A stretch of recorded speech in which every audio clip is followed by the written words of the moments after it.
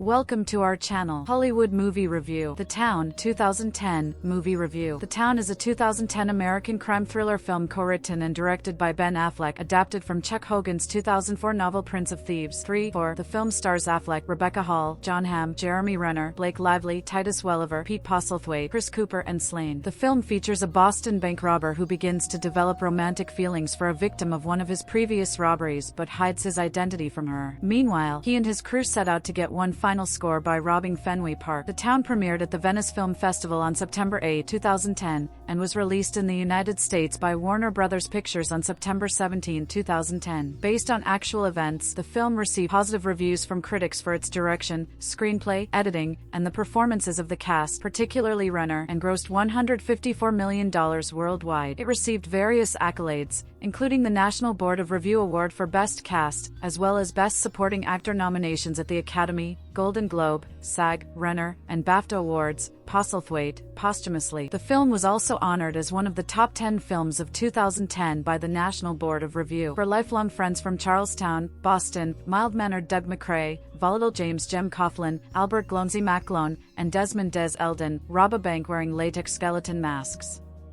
Against Doug's wishes, Jem takes bank manager Claire Kesey hostage, but later releases her unharmed. After discovering Claire lives in their neighborhood, Doug surveils her to find out what she has told authorities, against the wishes of Jem, who believes they should simply kill her. Doug introduces himself to Claire at a local laundromat. Claire does not recognize Doug's voice from the bank heist. Doug tells Claire of his missing mother, who probably lives with his aunt in Tangerine, Florida, and of being drafted as a professional ice hockey player. She tells him of the Fighting Irish Leprechaun tattoo on the neck of one of the bank robbers, Jem. Knowing that Jem will kill her if she reports this, Doug dissuades her from telling the FBI about the tattoo. FBI Special Agent Adam Frawley suspects the bank heist crew has ties to local Irish mobster Fergie Colm, who fronts as a florist. During a visit to his father, Stephen, who is serving 5 consecutive life sentences in prison, Doug shares his plan to leave Boston for Florida. The crew's next job is an armored car robbery in the North End, for which they don latex nun masks. The job goes awry when a guard is shot, and machine gun fire and a police chase ensue. The next day, Frawley interrogates Doug and his associates but is forced to release them for lack of evidence and failure to extract a confession. Doug asks Claire to go to Florida, and she accepts. She quits her job, unaware that Frawley has wiretapped her phone. Frawley shares Doug's criminal file with Claire and threatens to prosecute her as an accomplice. Shocked and distraught, she breaks up with Doug. Doug tries to back out of an upcoming $3.5 million heist at Fenway Park, angering Jem and Fergie. The latter threatens to kill Claire if Doug does not partake in the robbery and reveals that he controlled Stephen by turning Doug's mother into an addict, which ultimately led to her suicide.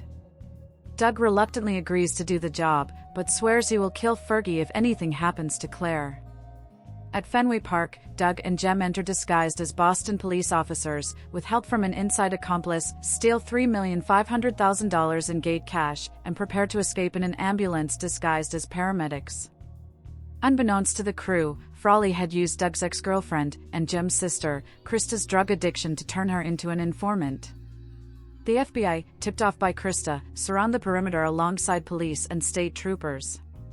Caught in a shootout with FBI SWAT agents, Des and Glonsey are killed.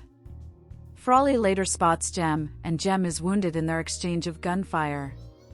Determined not go back to prison, he commits suicide by cop. Doug witnesses his death before escaping in a police cruiser. Knowing that Claire is in danger, Doug kills Fergie and his bodyguard Rusty. After contacting Claire, Doug spots the FBI with her, and she manages to warn him away. Doug escapes by donning an MBTA uniform from his uncle and later boards a train to Florida. Frawley deduces that Claire tipped Doug off, but has insufficient grounds to arrest her. Later, while Claire is gardening, she finds a buried bag containing money, a tangerine, and a note from Doug suggesting she can make better use of it and that they may meet again one day.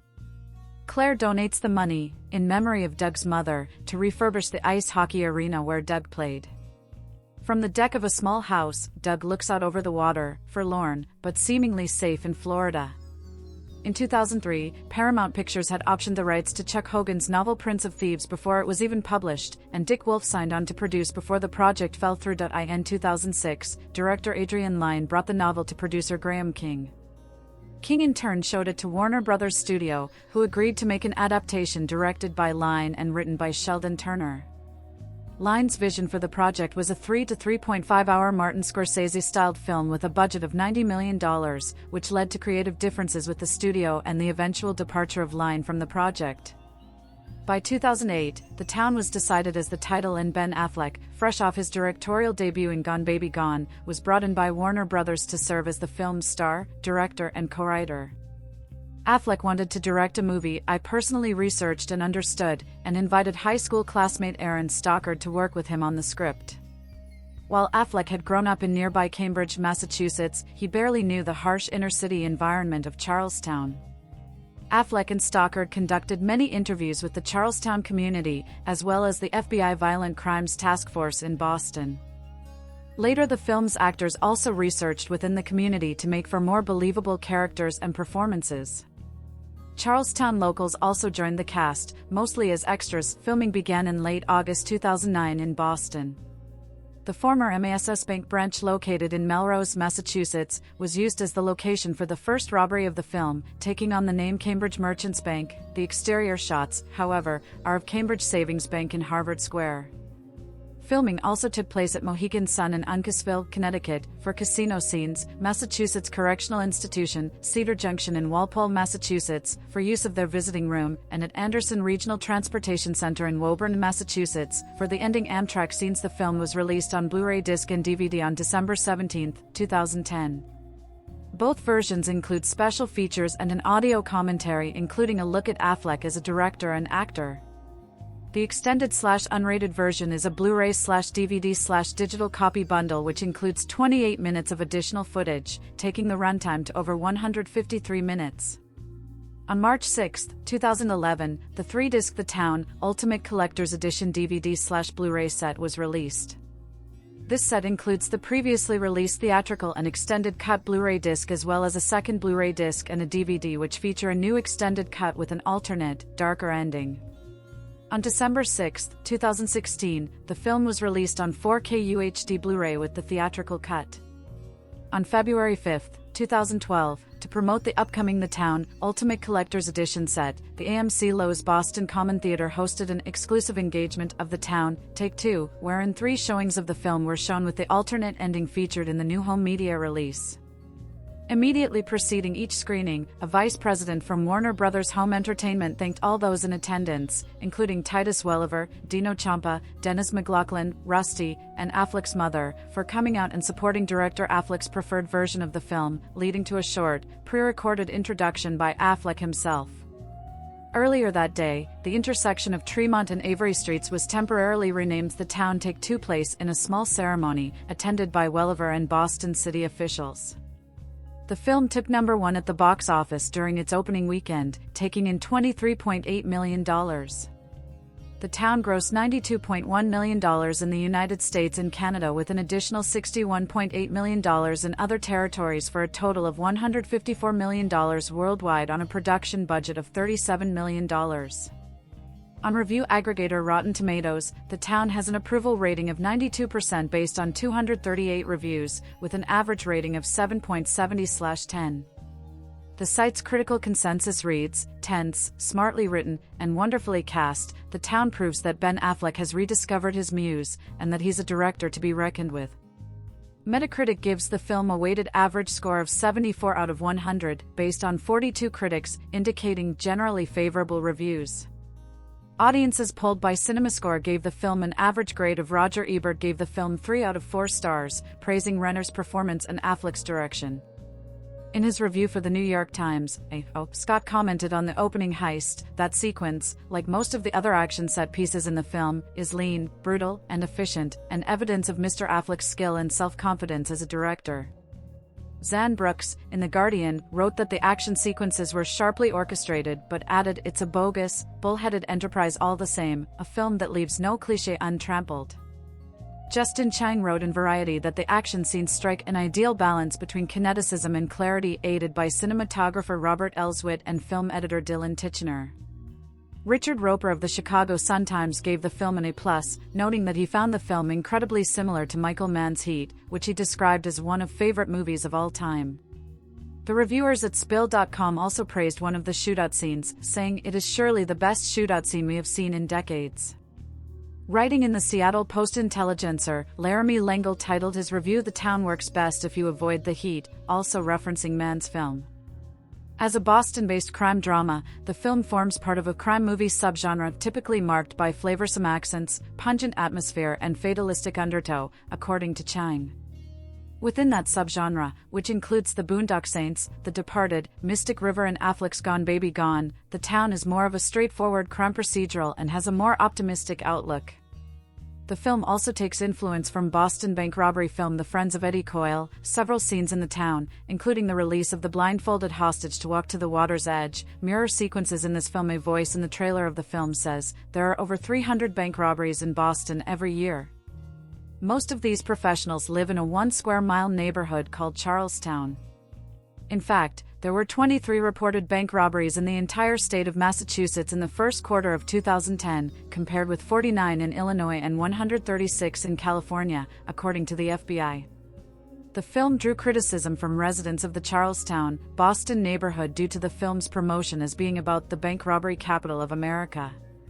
While specific bank robbery crime statistics were not available for the area, Greg Komkowicz, Boston Federal Bureau of Investigation spokesman, said it was a pretty good conclusion that the characterization was inaccurate. The film ends with a written disclaimer: Charlestown's reputation as a breeding ground for armed robbers is authentic.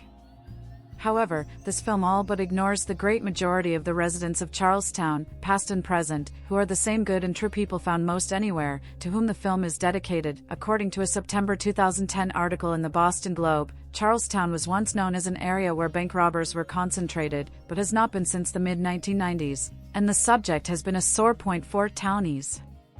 Now much of the neighborhood has been gentrified. The paper reported there is some sense of rivalry between townies, people who lived in the historically Irish Catholic neighborhood for decades, and toonies, largely white-collar workers who arrived with gentrification, but most of that has died down. The film makes reference to the definition of toonies during one of Doug and Claire's dates. In the early 1990s, an increase in the number of bank and armored car robberies by townies focused attention on Charlestown. In one heist in Hudson in New Hampshire, 2 guards were killed, which is alluded to in the film. During a scene where Agent Frawley is briefing his task force, he mentions that Doug's father is serving life for a notorious robbery in Nashua. According to Frawley, the elder McCrae hijacked a bread truck, armored car, up to New Hampshire, and when one of the guards saw his face, he executed both of them with their own weapons. Frawley notes that this incident led to the passing of regulations prohibiting the driver from leaving the cab even if his partner is being held at gunpoint. Charles Hogan got the idea for his novel, on which the film is based, in 1995. It was just so remarkable that this one very small community was the focus for bank robbers, he said, but he was very aware that crime was only one part of the community, and he did not want to make all residents of the neighborhood look like criminals. There's a scene in Ben Affleck's The Town that expertly exploits the conversations we have with film characters. In critical moments, we urgently send mental instructions to the screen. Let me set up such a moment here. Doug cares for Claire. There's something she mustn't know about him. If she should see the tattoo on the back of Jem's neck, she would know everything. Jem unexpectedly joins Doug and Claire at a table. With hard looks and his whole manner, Doug signals him to get the hell away from the table. So do we. Jem is a dangerous goofball and sadistically lingers. He doesn't know the tattoo is a giveaway. If a film can bring us to this point and make us feel anxiety, it has done something right. The Town, Affleck's second film as a director, wants to do something more, to make a biographical and even philosophical statement about the culture of crime, but it doesn't do that as successfully. Here is a well-made crime procedural, and audiences are likely to enjoy it at that level, but perhaps the mechanics of movie crime got in the way of Affleck's higher ambitions. There are 2 fairly extended scenes in the film, for example, during which bank robbers with machine guns exchange fire with a large number of cops. My opinion is that when automatic weapons are used by experienced shooters at less than a block's distance, a lot of people are going to get killed or wounded. It becomes clear in the town that nobody will get shot until and or unless the screenplay requires it, and that causes an audience letdown. We feel the story is no longer really happening, and we're being asked to settle yet once again for a standard chase and gunfight climax. I believe Affleck, his writers and their source, the novel Prince of Thieves by Chuck Hogan, know better, and their characters deserve better. But above a certain budget level, Hollywood films rarely allow complete follow-through for their characters. Consider the widespread public dislike for this year's best crime film, George Clooney's The American. People didn't want to look into the soul of an existential criminal. They wanted a formula to explain everything. In The Town, Ben Affleck plays Doug McCrae, the next generation of a bank-robbing family in the Boston area of Charlestown. This square mile, we're told, contains more thieves and bank robbers than any place else in the country. It's a family trade, like cobbling or the law. Affleck heads a four-man crew, most notably including Jem, a pudgy, loopy Jeremy Renner, miles different than in The Hurt Locker. They plan their jobs meticulously, going to lengths to eradicate DNA traces and confiscate security tapes. But Jem has a wild streak. He injures civilians when it's not necessary, and during one job does what is forbidden. He takes a hostage, Claire, Rebecca Hall. Kidnapping is a heavy-duty crime. They release Claire unharmed. Turns out she lives in Charlestown. Jem gets paranoid. Doug trails her to a laundromat, meets her by accident, gets to know and quite unexpectedly gets to like her. This is what The Town is really about, how getting to know Claire opens Doug's mind to the fullness of a life his heritage has denied him. The film could have continued to grow in that direction, but instead pulls back and focuses on more crime. We meet Doug's hard-boiled father, Chris Cooper, in prison, and a local crime lord, Pete Postlethwaite, unrelenting. And we follow an FBI team led by Jon Hamm. They have a good idea who they're looking for. You don't make a career out of bank robbery in Charleston without the word getting around. But they lack evidence they can take to a jury. The most intriguing character is Jem. As played by Renner, he's a twisted confusion of behavior, a loose cannon on a team that requires discipline. He's furious when he finds Doug friendly with the woman who could finger them, and the jumpy way he plays friendly is chilling. There's something interesting going on here. Doug is the central character and all interest should move to him, but at about the halfway point, it becomes clear that his character has been deprived of impulse and committed to an acceptable ending. Jem, however, remains capable of anything. If you've seen a lot of Jeremy Renner before, you may need to look twice to recognize him. It's like the hero of The Hurt Locker moved to Boston and started on a diet of beer, brats, and fries. The Town shows, as his first film Gone Baby Gone, 2007, did, that Affleck has the stuff of a real director. Everything is here. It's an effective thriller, he works closely with actors, he has a feel for pacing. Yet I persist in finding chases and gun battles curiously boring. I realize the characters have stopped making the decisions, and the stunt and effects artists have taken over. The Town has everything one could ask for: a solid story, a superb cast playing interesting and well-drawn characters, pulse-pounding action, and the element of surprise. It's violent, visceral, and completely captivating. I admired Ben Affleck's debut feature as director, Gone Baby Gone, but this surpasses it. What's more, he gives a fine performance in the movie's leading role, as a bold bank robber who finds that loyalty to his lifelong friends, to his very way of life, has a price. He's returned to familiar turf, as the film is set mostly in Charlestown, a Boston suburb widely known for its criminal element, and again, Affleck captures the look and feel of the place with great skill.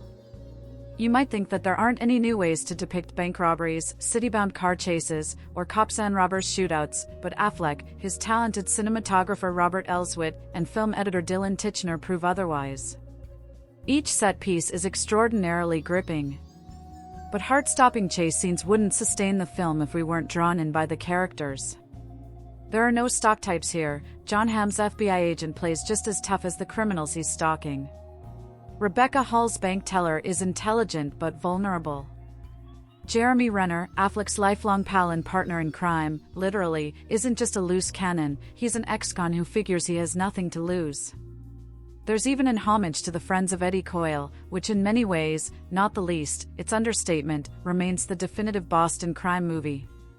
This film ups the ante in terms of energy and excitement, but it takes its place alongside Coyle, The Departed, Mystic River, and Affleck's own Gone Baby Gone as one of the best films ever made about the city and its zeitgeist. I hope it's the smash hit it deserves to be. You can take the boy out of Boston, but Ben Affleck isn't done with his hometown. For his second stint in the director's chair, he's back in the city's working-class streets, again adapting a crime novel. As with the impressive but flawed Gone Baby Gone, a blue-collar authenticity invigorates the town, the story of a young criminal who is ready to change his life after that one last job. Affleck gets the tribalism of Boston's traditionally Irish-American enclaves, it's a defining force in his characters' lives. But for all their well-played grit, those characters resolutely remain types, and for all the well-choreographed action, the outcome doesn't matter nearly as much as it should. When the Warner Brothers release Bo's September 17th, following its out-of-competition premiere at the Venice Film Festival, its cast and the promise of a grown-up thriller will nonetheless draw many of the same filmgoers who put The American atop the box office. Based on Chuck Hogan's Prince of Thieves, the drama revolves around the neighborhood of Charlestown, where, on-screen titles explain, robbery is a lifelong trade, passed down through the generations. Doug McCrae, Affleck, has been knocking over banks and armored trucks for as long as he can remember.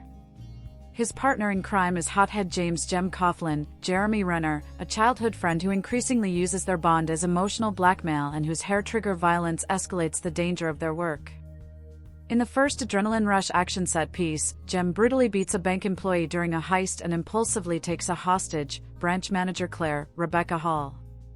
But kidnapping is not the boys' game, and they quickly release her, only to discover that she's a local girl, albeit one living in the neighborhood's gentrified quarters.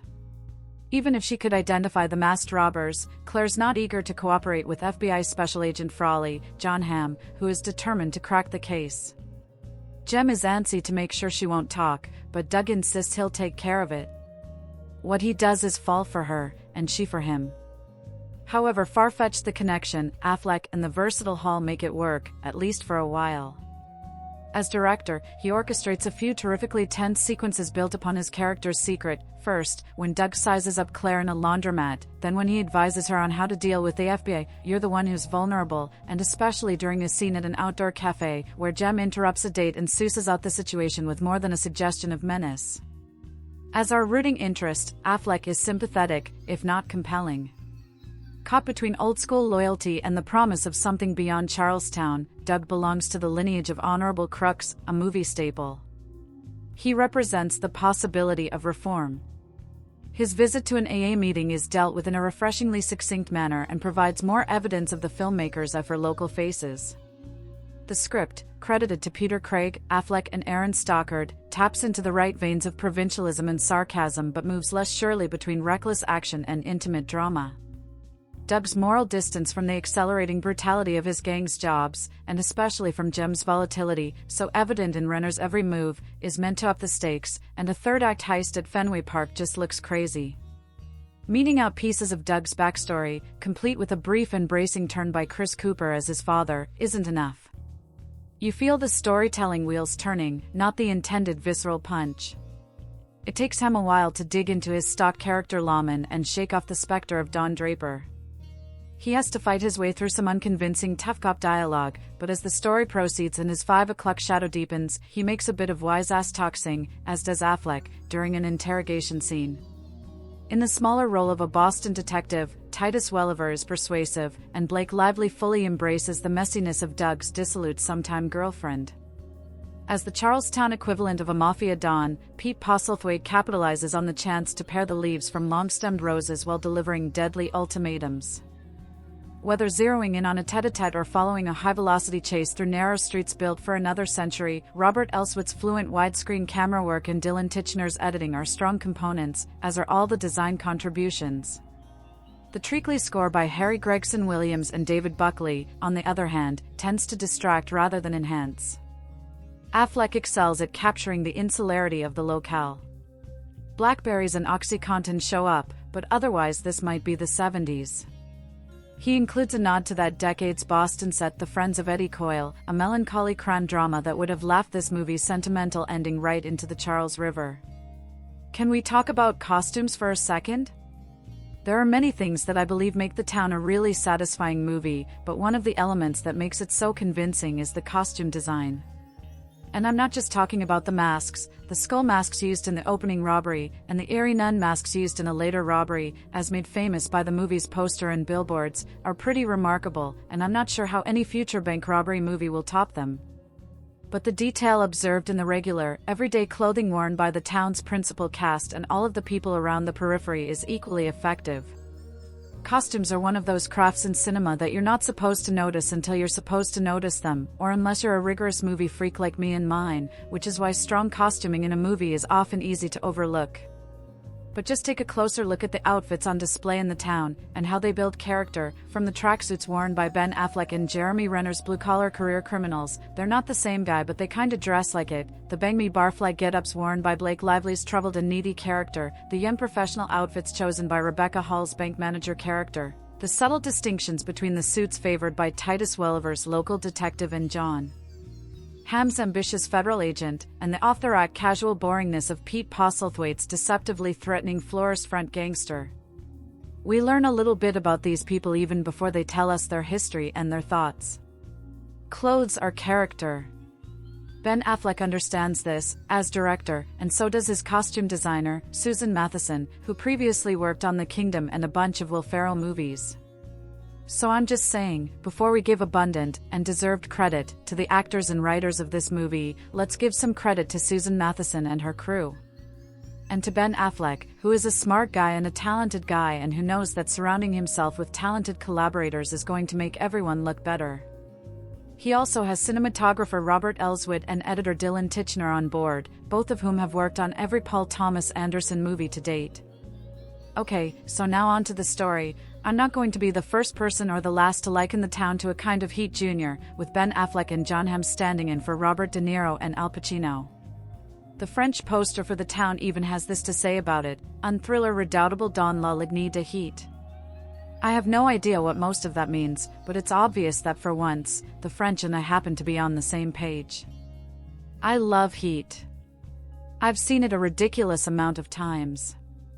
Especially considering the running time. I adore its sincerity and even its imperfections. It's a big blue balls-out modern classic.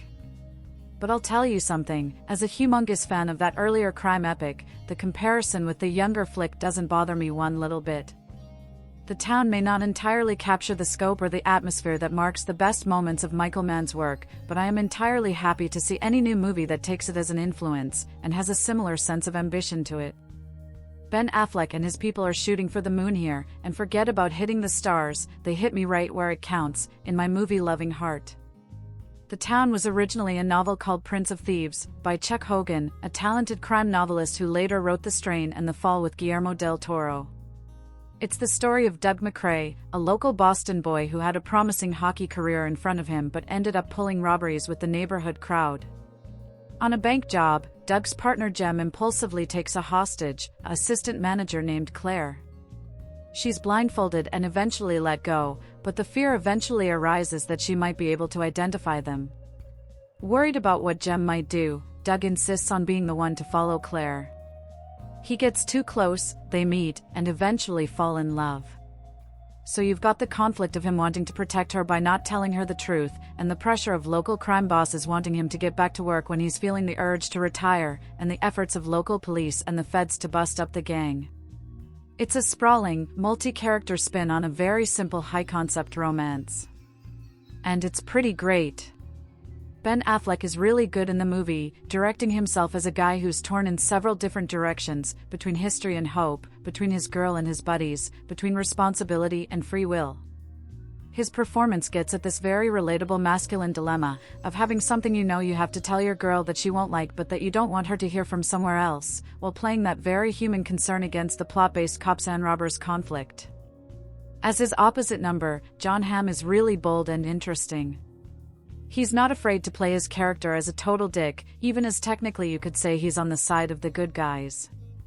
He can be charming when he wants or needs to be, but at the same time he's almost viciously determined to catch these crooks. He seems to take it personally in a way that you'd almost prefer that federal agents not take their jobs so personally.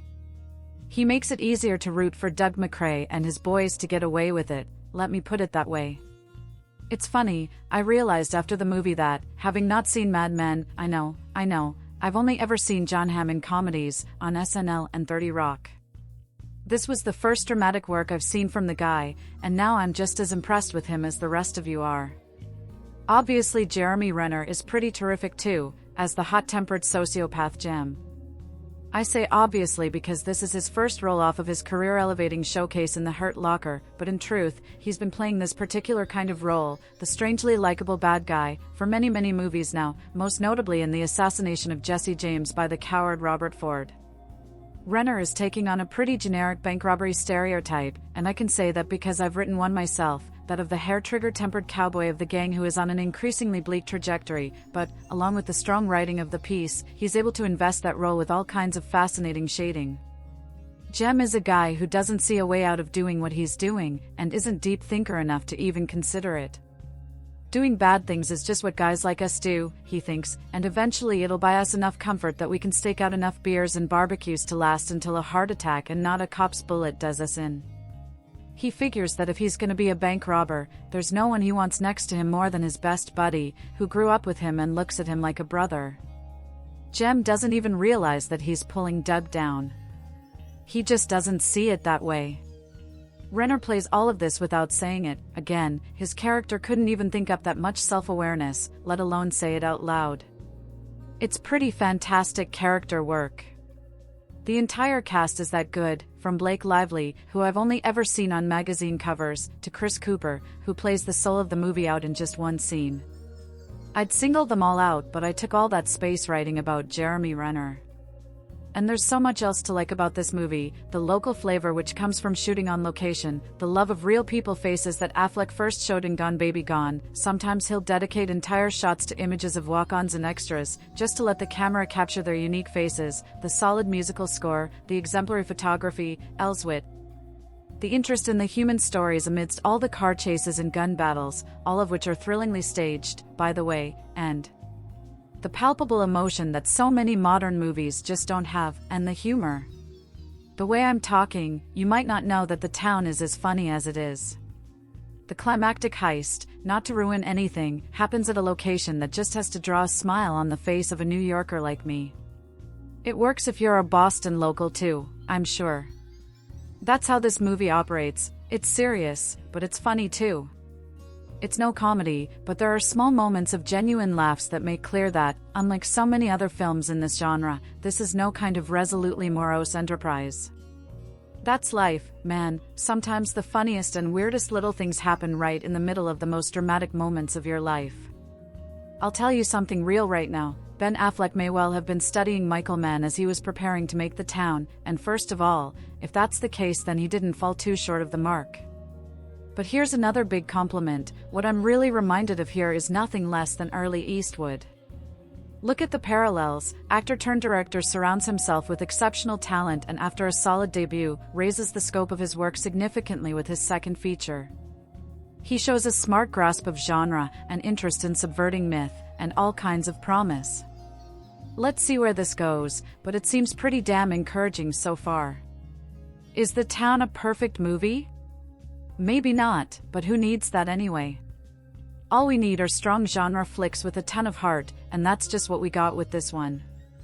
There's one scene in Tim Burton's Big Fish in which Ewan McGregor and Steve Buscemi's characters rob a bank only to find out that the vault has been wiped clean and that the bank is on the brink of bankruptcy. Now, while that film was mediocre at best, that one scene, which is satirical of the concept of the botched heist, just couldn't escape my mind while I patiently waited for the lights to dim and Ben Affleck's latest directorial effort The Town to commence. The Town follows a small blue-collar town in Boston by the name of Charlestown, which sports bank robber as its #1 occupation among townsfolk. It also pretty much reconfirms Affleck's talent as a director, following his excellent Gone Baby Gone, which remains one of my favorite films from the last couple of years. But Affleck also plays a leading role in the film as Doug McCrae, a seasoned professional in the bank robbery business, who alongside his team, which also includes James Coughlin, played by an excellent Jeremy Renner, who you may know from The Hurt Locker, scores thousands of dollars on every job. However, Doug quickly grows tired of the lack of emotional connection and begins seeing a bank manager by the name of Claire Kesey, Rebecca Hall, who just so happens to have been a hostage on an earlier heist. Because it's named The Town, I expected a lot of atmosphere in the film. It would have been absolutely unforgivable if either Affleck or his fellow screenwriters Peter Craig and Aaron Stockard neglected to put emphasis on Charlestown itself. Luckily, the writers masterfully sidestepped the potential problem and craft the so-called bank robbery capital of America into a tense setting. What I found interesting about Charlestown is the amount of pride that goes on in being one of the townsfolk. In fact, citizens of Charlestown have their own slang when referring to outsiders. But it's no surprise considering the inhabitants of the town literally pass on the skills of stealing money from generation to generation, and an unknowing outsider can quickly throw off the balance, thus giving the town more attention than it already has. The town also has a sharp palette of characters, which keeps it interesting. Doug McCrae and James Coughlin are portrayed immaculately by their performers and provide a sharp contrast with each other. Doug wants to maintain peace and actually expresses his emotions, which happen to be love, while James on the other hand is heartless, methodical, and violent, and gleefully asks whose car are we going to take when asked to beat up some local schmucks. Jon Hamm's character Adam Frawley, an FBI special agent who is assigned to the case of the bank heists, is stuck in the middle between Doug and James. At times, Frawley presents himself to be caring for his clients, but at others, he's manipulative and obsessive over upholding justice. Surprisingly, Blake Lively lends an excellent performance as Krista Coughlin, a down-and-out drug addict and prostitute. Lively shows spot-on dramatic timing and surpasses all expectations. But The Town isn't all character drama. It does sport a couple of high-octane shootouts and car chases, my favorite of which has the team of bank robbers evading the police after a failed attempt to rob an armored truck. The film, however, does have a couple of problems. There are some moments of predictable writing, some dry humor, and the accents become cheesy and overdone at times. Thankfully, once the fantastic third act rolls in, all of these flaws are easily forgiven and turn out to be not damning in the least. Actors who end up behind the camera directing films are not exactly a new development. Orson Welles has to be one of the earliest that comes to mind. The legendary filmmaker had already performed in the theater and on the radio before he filmed his first feature, Citizen Kane, 1941, and the rest, as we all know, is history. Welles wasn't the only one from that era. The Night of the Hunter, 1955, keenly demonstrated Charles Laughton's impressive filmmaking skills, unfortunately only once, as the classic thriller was bizarrely met with critical scorn upon its release, and as a result, Laughton never went back to the directing chair. Since then, we've seen the likes of Ron Howard, Mel Gibson, Jodie Foster, Barbra Streisand, Greta Gerwig, Bradley Cooper, and of course, Clint Eastwood, all delivering excellent films over the last few decades. However, there's one other big-name actor who's also been quietly crafting some superb movies, and that's Ben Affleck. I use the word cautiously here, because while a few films from his back catalog have been major commercial and critical hits, his public persona and acting often appear to cast some sort of shadow over his directorial achievements, which is a shame, as I think he's as good a director, if not better, than some of those other aforementioned famous names. Case in point, Affleck has been responsible for directing 4 out of 5 in total, movies that were all praised by critics and audiences alike. His first feature, Gone Baby Gone, 2007, was based on the 1998 novel by best-selling author and screenwriter, Dennis Lehane. The story, set in Boston, is about 2 private detectives who are hired to find a young girl who's been abducted from her single mother's flat. The film boasts an all-star cast, including Ed Harris, Morgan Freeman, Michelle Monaghan, and the director's younger brother, Casey Affleck. Proving to be a taut and exciting thriller, Gone Baby Gone, while not a massive box office hit, still earned many glowing reviews from critics worldwide. Argo, 2012, Affleck's biggest success, concerning the true story of CIA exfiltration specialist Tony Mendez, played by Affleck, who is tasked with rescuing 6 U.S. diplomats who've been hiding at the Canadian ambassador's home in Tehran following the storming of the American embassy by Iranian Islamists in 1979. Mendes comes up with the best bad idea to pose as a film producer scouting locations in Iran for a sci-fi movie called Argo, and once there, to bring the 6 diplomats back to the States under the guise that they are all part of the film crew. Made for a modest $44.5 million, Argo went on to earn $232 million, while also winning 3 Academy Awards, including Best Picture and Best Adapted Screenplay. Affleck's most recent movie, Air, 2023, was a biographical sports drama about how a Nike employee made a deal with basketball star Michael Jordan so they could produce their famous line of Air trainers. Starring Matt Damon, Jason Bateman, Damon Wayans, and Affleck, Air received positive reviews and 2 Golden Globe nominations. While these achievements are impressive in their own right, it's the actor-director's second film, The Town, that I'm now focusing on. Coming just 3 years after Gone Baby Gone, this crime thriller, from a novel called Prince of Thieves about a gang of bank robbers, proved that Affleck was no one-trick pony and showed that he was more than capable of delivering a fast-paced, exciting, and thoughtful movie, one that explores the working-class side of a Boston suburb, while at the same time being a character-driven piece too. Where some lesser films of a similar nature may only feature one-dimensional stereotypes, The Town not only focuses on the criminals involved, it also examines how traumatic and life-changing it is for an innocent bystander who's taken hostage during one of their heists. Prince of Thieves' origins can be connected to the film's opening caption: "One blue-collar Boston neighborhood has produced more bank robbers and armored car thieves than anywhere else in the world." Bank robbery became like a trade in Charlestown, passed down from father to son. Federal Agent, Boston Robbery Task Force. While this statement reads like an actual piece of statistical truth, the reality is that it's embellished information. However, official crime statistics do suggest there was indeed a high rate of robberies during the 1980s and 1990s, and this data was most likely, at least in part, the source inspiration behind novelist Chuck Hogan's 2004 novel. The area's mythology, equal parts fact and embellishment, provided much creative space for a story blending procedural detail, hard-hitting action and violence, against themes of loyalty, morality, and destiny. In adapting Hogan's work, Affleck collaborated with screenwriters Peter Craig and Aaron Stockard to distill the novel's expansive scope into a tightly focused narrative that placed character relationships at the forefront of the screenplay.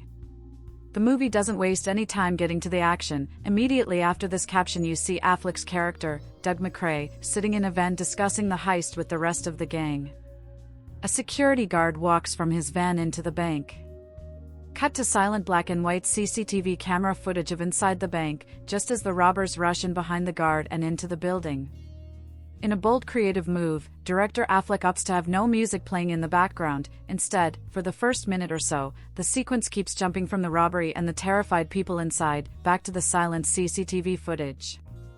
A masked Affleck picks out the manager, Claire Kesey, Rebecca Hall, and walks her over to the locked safe. After she opens it, the thumping soundtrack begins as we watch the gang expertly empty the safe. Unbeknownst to the robbers, Claire has set off the alarm with her foot while lying down. One of the robbers thinks the assistant manager has set it off and brutally beats him with the butt of his rifle. While leaving, they take Claire with them in case they get caught. Once at a safe distance, they let her out, but afterwards find her driving license and realize she lives in their neighborhood. Affleck opts to keep tabs on her so as to find out if she poses a threat to their identities, and this is where the story really begins. From here, the script interestingly takes its time to show Doug and Claire forming a relationship, and as the film progresses, you see where and how these criminals live, their future heists, and ultimately, how their lives turn out. Despite the film's many technical merits, what makes The Town work so well is its ensemble cast, all bringing memorable and believable performances to the proceedings. Along with Affleck and Hall, a young Jeremy Renner is one of the major standouts. Coming fresh from his Academy Award-nominated role in Catherine Bigelow's brilliant The Hurt Locker, 2008, Renner plays Doug's lifelong friend James Coughlin. Where Doug appears to be relatively grounded and well-adjusted, Coughlin is quite the opposite. He's prone to paranoia, hot-tempered, and when pushed, frighteningly capable of using his fists or a gun against anyone he deems to be a threat. From the first time you see him, Renner's acting is on point throughout, never resorting to hamming it up. He makes what could have been an over-the-top part into something altogether nuanced and fully rounded. Blake Lively, It Ends With Us, also turns up as Coughlin's sister and one-time girlfriend Krista. To say she's almost unrecognizable is something of an understatement. Her character is that of a single mother who deals drugs and is well known around the area for all the wrong reasons. Apart from her cheap and provocative wardrobe, her Bostonian accent is, I think anyway, excellent. She looks and sounds like someone who could actually live in that part of America. Rounding off this impressive cast are Jon Hamm, Baby Driver, as Special Agent Adam Frawley, Chris Cooper, The Bourne Identity, as Doug's father Stephen McCrae, and the late, great British actor Pete Postlethwaite, in The Name of the Father, as gang leader Fergus Colm. All of these names, while not having a great deal of screen time, still add much depth to the film, particularly Postlethwaite, who still manages to convey menace and threat without saying much. As much as the town relies heavily on its characters to propel the story along, Affleck's use of real settings, from narrow brick-lined alleys to the iconic backdrop of Fenway Park Stadium, reinforces the film's sense of authenticity. His direction demonstrates a keen eye for balancing kinetic action sequences with scenes of intimate drama. The armored car heist, staged in broad daylight with unnerving precision, and the climactic shootout are thrilling in their choreography, yet none of these powerful sequences are just utilized for sheer audience enjoyment, they all drive the narrative along and add texture to the story. Robert Elswit's There Will Be Blood cinematography contributes significantly to the film's tone. Elswit shows off Boston in muted, steel-gray hues and stark sunlight, while avoiding that typically overused shaky cam footage during the action scenes. The overall effect subtly draws you into the movie, very understated but still highly effective. Along with the first-rate visuals, Harry Gregson Williams and David Buckley's score provide a subdued but insistent pulse, making for a tense and exhilarating soundtrack throughout. Critically, The Town was met with much approval. Reviewers praised Affleck's confident direction, Renner's electrifying performance, and the film's balance between genre convention and emotional weight. O. Scott from the New York Times commented that the opening heist is lean, brutal, and efficient, and evidence of Mr. Affleck's skill and self-confidence as a director. Roger Ebert gave the film 3 out of 4 stars, praising Renner's performance and Affleck's direction. Commercially, it earned $92.1 million in the US and Canada with an additional $61.8 million in other territories for a total of $154 million worldwide. Rewatching the film again for this review, first time in about 3 years, I can only pick out 1 or 2 issues that stop this from being a 5-star masterpiece. The first is because it treads across similar ground to that of an actual crime classic, Michael Mann's Heat, 1995. You can forgive Affleck for most likely taking some ideas from this film. After all, as the saying goes, if you're going to steal, steal from the best, or something like that. Anyway, with such similar plot points and themes, such as misguided loyalty, destiny/fate, and loneliness, the end result is something akin to lacking originality. You could argue that this is an unfair statement, as you could probably name at least 5 other movies that came before Heat that all contain these same thematic beats, but the problem here is that because Heat had such an impact, through its excellent storytelling, acting, social commentary on the human condition, its cultural resonance remains fairly present even today. One other minor complaint I have is down to a plot element. This is when Rebecca Hall's character Claire makes a decision at the end that, for me anyway, strains credibility to the point that it almost casts a shadow over the rest of the film. But something very similar again happens in Heat, so maybe I'm nitpicking now. With that said, The Town is still a cracking movie, its characters look and sound believable, the heist set pieces are expertly executed, plus it barrels along at a pace but never feels rushed, and the acting by all concerned is strong. The heart of the story rests with relationships, for the criminals, the community around them, and Doug and Claire's romantic connection. And it's here where this film really shines. Affleck and Hall's scenes together are some of the film's genuine highlights. Their on-screen chemistry never feels fake, which is what makes their story arc all the more tragic. On the evidence of this, and those other Affleck-helmed films, I can't wait to see what he comes up with next. The Town is about a group of seasoned bank robbers doing what they do best in Charlestown, Massachusetts, the bank robbing capital of the USA and the place where they all grew up. So they take down a bank, then the leader of the gang ends up falling for the assistant manager that they take hostage. This complicates things, but since you apparently can't help who you fall in love with, they keep on raising the stakes with the feds hot on their asses. So for all intents and purposes, this is Affleck's show from top to bottom, and it's about damn time he gave his career this much-needed boost in street cred because he wasn't doing himself any favors there for a while. He wrote it, he directed it, he stars in it, and he probably made the posters, too. So let's just break it down and see how he fared in each category and see where it takes us. I'd give the poster a very happy face. Co-written by Peter Craig and Aaron Stockard, the script ain't bad, but it's also pretty familiar. The dialogue's pretty solid throughout, there are some pretty cool lines to be said, and the plot takes some pleasantly surprising turns towards the final act. Then again, there's a nagging feeling that I've seen this all before. The whole reverse Stockholm Syndrome thing where the robber falls for the hostage and he doesn't care to break it off even though the relationship may very well compromise everything he's been working towards, that's nothing new. And that vibe kinda runs throughout where you can pretty much guess everyone's fate as soon as you get an idea of their character, and it shouldn't be too hard to predict how the heists are gonna turn out as long as you've seen Heat, and you should totally see Heat. But that doesn't mean it's bad, because it's not a carbon copy with Boston accents by any means, it's just not exactly breaking any new ground either. Although I felt like there was more potential to be tapped into with the whole "Welcome to the Bank Robbery Capital of America" tagline that immediately makes this more interesting on a factual standpoint than other heist movies. It grazes the surface, but it should have gotten into a more cross-generational / family business type thing. But as a director, Ben is very much on point. This thing has one majorly kick-ass opening heist scene that should immediately alleviate any fears of you're wasting $12. It was a stroke of genius on his part to go back and forth between the live-action video and the security footage while it was all going down. I don't know why nobody's thought of that before, but all the action scenes are totally effing wild and really do make the whole thing worthwhile.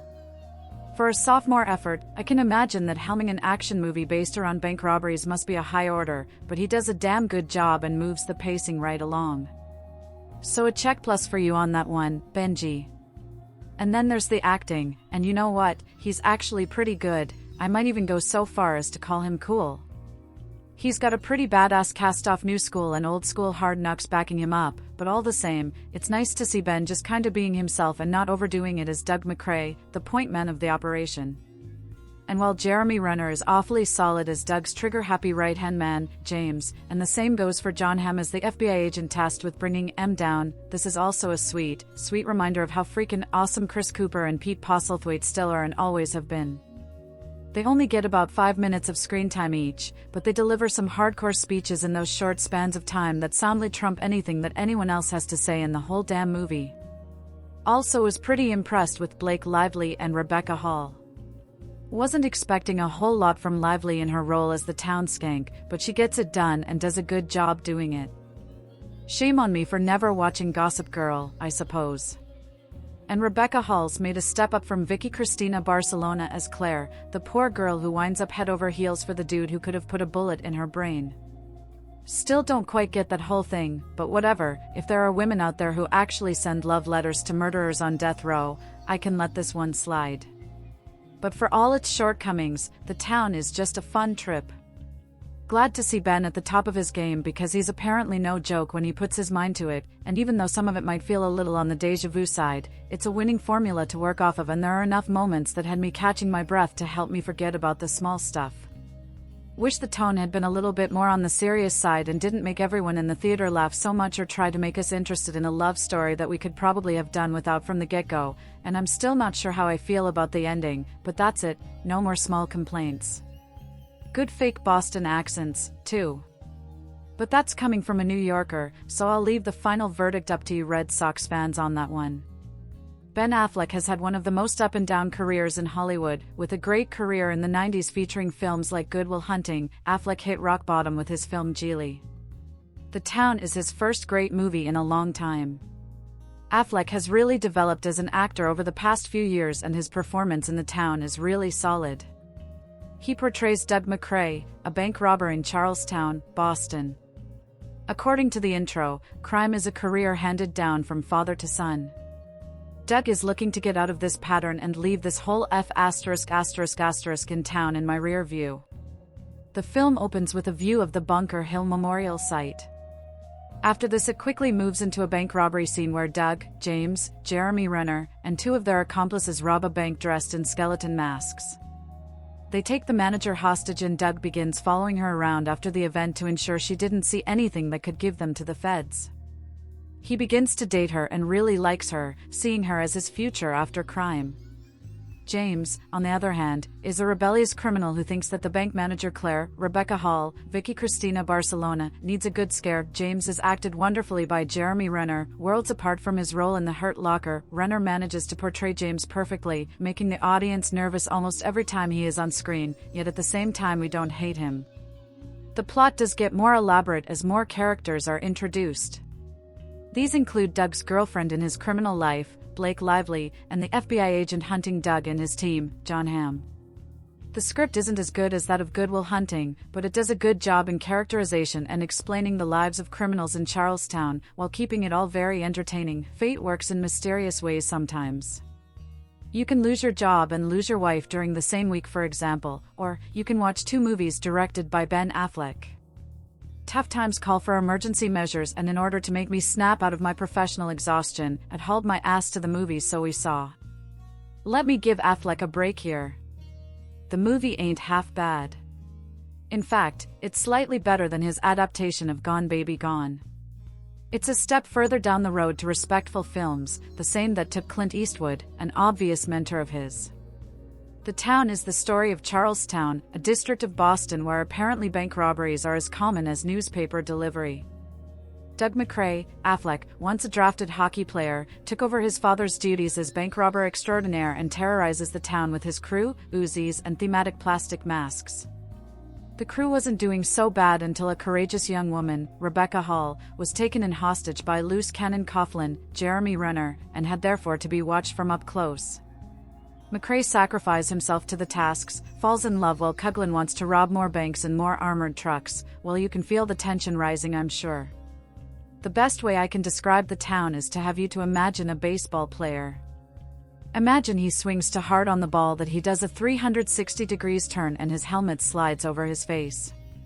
No matter if he hit the ball or not, he looks a little dumb. The Town is as entertaining in its merits as in its flaws. Readers of Dennis Lehane will feel its influence on the story, but it's been obviously written with the intention of being gritty and gut-wrenching, and therefore it feels forced. Some of the scenes don't even make sense. For example, there's a car chase scene where McCrae's crew barely escapes the police. They torch the car and switch to the next vehicle, which loses the cops, but they keep going fast, wearing their masks and wielding their guns, for no reasons. The cops didn't see their license. Also, the bank robbing crew does I don't know, 4 jobs a week? With the FBI on their tail? They keep yapping about having heat on, but they can't stop robbing banks. Of course they'll have heat on. It's sometimes hard to get sympathy for the characters. The Town does a few things very well though. First, Affleck really tries hard to play well. He does his Affleck face when he puckers up in aggressive discontentment a few times, but manages to keep it under control. Rebecca Hall is very good too, reminiscent of Isabel Blaze. She does a sweet portrait of innocence. Most characters of the support crew feel like cardboard cutouts, the most obviously being Pete Postlethwaite, the crime boss with no other purpose of being a mean crime boss. Jon Hamm is also unconvincing as token FBI guy. Also, an important perk of The Town is its ending. Rare are the endings that live up to their stories, but Affleck's tale of Robin Hoodism ends in an original and strong note. Somewhat even stronger than its story. I was entertained by The Town.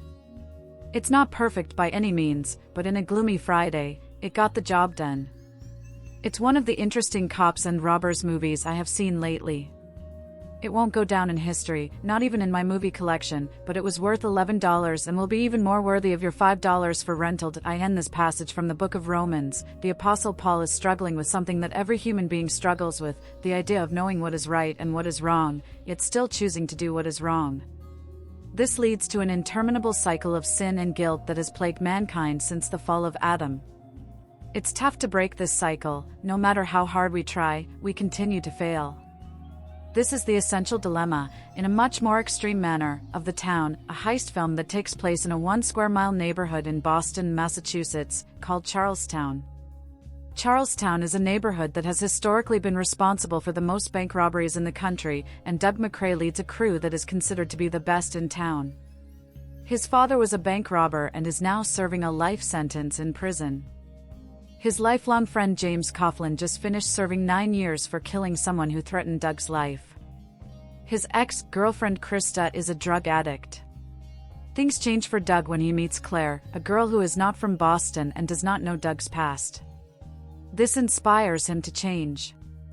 He realizes that he's had enough. He wants more than to just live a life of crime. He no longer drinks or does any drugs, but he keeps getting pulled back into accepting heist jobs for his crew. Whether it's out of loyalty to his friends or to honor his father, Doug keeps failing in his attempts to leave Charlestown and break the endless cycle. As the FBI begins to sniff around some jobs pulled by his crew, Doug begins to plan his escape. Many complications arise and ultimately lead Doug down a road where he must confront his inner demons in order to make a change. The Town is an expertly crafted, gripping thriller that is, also, a great character study. Its combination of action, drama, and mystery is pulled off wonderfully due to the director and lead actor of the film, Ben Affleck. As the main character, Affleck delivers arguably his best performance as a layered criminal who is trying to do the right thing. Behind the camera, Affleck improves on his first effort, the outstanding Gone, Baby Gone, making a riveting and sophisticated picture. The directorial highlights include amazingly shot heist in Fenway Park. Once a laughingstock in Hollywood, known for taking high-paying acting gigs in terrible movies like Paycheck, Daredevil, and Reindeer Games, Affleck has done a complete 180-degree turn and is now choosing his projects much more wisely. Fleck does a wonderful job, but he is almost outdone by the supporting cast. Jeremy Renner, fresh off his Oscar nomination for last year's The Hurt Locker, is excellent as Doug's best friend and worst influence. Jon Hamm of the hit TV show Mad Men is pitch perfect as FBI man Adam Frawley. Rebecca Hall is more than effective as Claire, Doug's new girlfriend. There's a great moral dilemma in The Town that is relatable. Although most people aren't hardened criminals, we all have a desire to change something about ourselves for the better.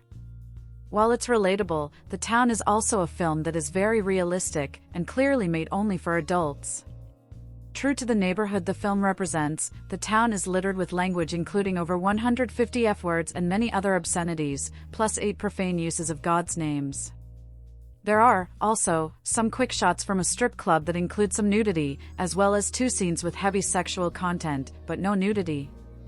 The camera doesn't turn away from strong acts of violence that include, but are not limited to, point-blank shootings, beatings, and stabbings. The Town is a gritty heist film with a central character who wants a better life. As the film unfolds, we see that it's tough to break a cycle once it's started, and even when it's broken you still have to pay for your sins. This film is, among many other things, an ultimately redemptive cautionary tale about the power of our sinful nature. Ben Affleck directed and co-wrote the script, based on Chuck Hogan's novel Prince of Thieves, for The Town, a crime thriller/drama set in the Boston suburb Charlestown, which has a reputation for its criminality. He also plays the lead role of bank robber Doug McRae, who is contemplating leaving behind his life of crime. Part of what is motivating him is his new relationship with bank manager Claire Kesey, Rebecca Hall from Please Give. However, Claire was taken hostage by Doug's gang, and while Doug knows this, she has no idea of what he does for a living, let alone the fact that he was one of the people responsible for a recent highly traumatic experience. It is very difficult discussing The Town without acknowledging its resemblance to Michael Mann's 1995 masterpiece Heat. Both films are about a highly professional gang of career criminals. Both films depict a relentless man on the side of the law trying to bring the gang to justice, and both films explore the dynamics of a criminal attempting to hold a relationship with somebody outside of the crime world. The Town even has a stylistically similar opening sequence where we see the tense build-up and then execution of a heist. However, while the Los Angeles set Heat was an operatic and slick version of the classic cop versus robber story, The Town has more of a gritty aesthetic to it, with a lot of emphasis on its Boston working-class neighborhood setting. In this way it shares a similar look and atmosphere to James Gray's films such as The Yards and We Own the Night. The Town does suffer from being so derivative of Heat and many other similarly themed crime films. While it is entertaining, it lacks a lot of complexity and surprise. Doug is too clearly defined as the good thief, while the increasingly unpredictable and volatile James Coughlin, Jeremy Renner from The Hurt Locker, is too clearly defined as the bad thief. Both Affleck and Renner deliver fantastic performances, but the way that their characters develop is too blatantly signposted. Also, despite the promising dramatic intrigue behind the deceptive circumstances under which Doug and Claire fall in love, it is a scenario that is never explored to its full potential. The Town is a decent crime thriller/drama, but it has the veneer of a film with far more substance. The fact that it is as enjoyable and compelling as it is owes a lot to Ben Affleck in his second outing as a director. The action sequences, including a gripping car chase through the extremely narrow Charlestown streets, are exceptionally good. Alongside Hollywoodland, this is also one of Affleck's better films as an actor, and he is clearly very good at directing other actors, with Hall in particular really standing out. Ultimately, The Town works perfectly well as a narrative-driven crime genre film, but it falls short of being truly great. Even with the incredibly gritty Gone Baby Gone under his directorial belt, I don't think anyone was expecting Ben Affleck's next filmmaking effort to take a serious potshot at usurping the stranglehold Michael Mann's Heat has on the heist epic. And yet, as he ventured once more into his hometown of Boston to deliver drawling crime flick, The Town, the man who once was ridiculed for the animal cracker scene from Armageddon, and virtually everything that happened during Geely, went and cemented himself as a serious force to contend with in his new phase in only his sophomore film. While The Town does bow to the altar of man a couple of times, steely career criminal waylaid by love, concrete searing shootouts, it still bears the mark of its director, who managed to craft a truly great Boston thriller, presumably while Mark Wahlberg and Peter Berg were looking the other way if an opening title card is to be believed. Charlestown, Boston has produced more bank and armored car robbers within 1 square mile than anywhere in the US, and it immediately makes good on this bold statement by introducing us to one such slick operation. Led and planned by thoughtful, ex-alcoholic Doug McCrae and flanked by his volatile childhood friend, James "Jem" Coughlin, the team is further rounded put by Albert Macklone and Desmond Eldon, and we immediately get a sense of their balls, so to speak, as we watch them rob a bank with scary-looking machine guns. Ever the professional, McCrae keeps things smooth while Jem is happy to beat on the assistant manager, but breaking from the plan, the group take bank manager Claire Kesey hostage only to let her go once they're free and clear. However, matters start to get a mite tangled when both Doug and Jem soon discover that Claire actually lives barely 4 blocks from them, and soon start to worry if she could one day identity them despite the rubber skull masks they were wearing. Jem, unsurprisingly, is all for taking her off the board as he has no desire to taste jail once again, but to calm things down, Doug volunteers to keep an eye on her to see what's what. Of course, Doug isn't planning to both end up meeting Claire and then have them both fall for one another, but that's exactly what happens, which tends to add noticeable stress points to both their lives. Not only is Jem pissed that Doug is in love with a witness who could send them all to prison, but terrifying, flower-arranging, local Irish crime boss Fergus Colm isn't best pleased to hear that Doug is planning to quit his lucrative life of crime for his lady love. But on the other side, determined FBI Special Agent Adam Frawley is trying to ease out any information Claire has on her ordeal. Can Doug keep Jem on a leash, keep pulling jobs and dodge the FBI in order to secure a happy ending? While Ben Affleck's second outing as a director may rob the crime movie trope vault at gunpoint a fair few times, it's good to see that the future Batman has his own vision at the forefront of The Town, despite borrowing more than a couple of stock plot points. However, while a fair amount of The Town could be considered repurposed property, Affleck endures that the tone and feel of the film is very different to the sheeny gloss of Heat or the self-aware zip of a Tarantino clone. While he's well aware that a good heist flick needs knuckle-gnawing robberies to spice up the runtime, Affleck also knows that if we don't actually care about any of the people involved, it'll all just be another empty exercise in macho posturing. Thus, a major artery that throbs throughout The Town is the unlikely connection that occurs when a robber falls for a former hostage while desperately trying to keep his lives apart. However, the main proof of The Town quality is that while many of the plot points should be making your eyeballs roll, Affleck somehow manages to make a lot of well-worn roads feel fresh when a lesser filmmaker might have lapsed into hokiness or just plain melodrama. For a start, if Affleck had played this unlikely nice robber 10 years ago, he probably would have been laughed off the screen, but despite the fact that he's a genuine, caring guy with past trauma who can actually articulate his feelings with a woman, he makes this nice guy/crook act actually work impressively well despite the fact that he has to come across as caring with a Boston accent. Similarly, Rebecca Hall manages to ground what could be a rather convoluted romance with aplomb as the movie adds unshowy moments of tension as Doug feels his two worlds growing uncomfortably close. Affleck doubles down and proves that Gone Baby Gone wasn't a fluke thanks to a merging of gunfire and the broad vowels of the Bostonian accent. But while his epic veers a little too closely to other, similar films that have come before, The Town manages to find some surprising and interesting leverage from ditching tough guy tropes and goes to town on embracing a more heartfelt attitude.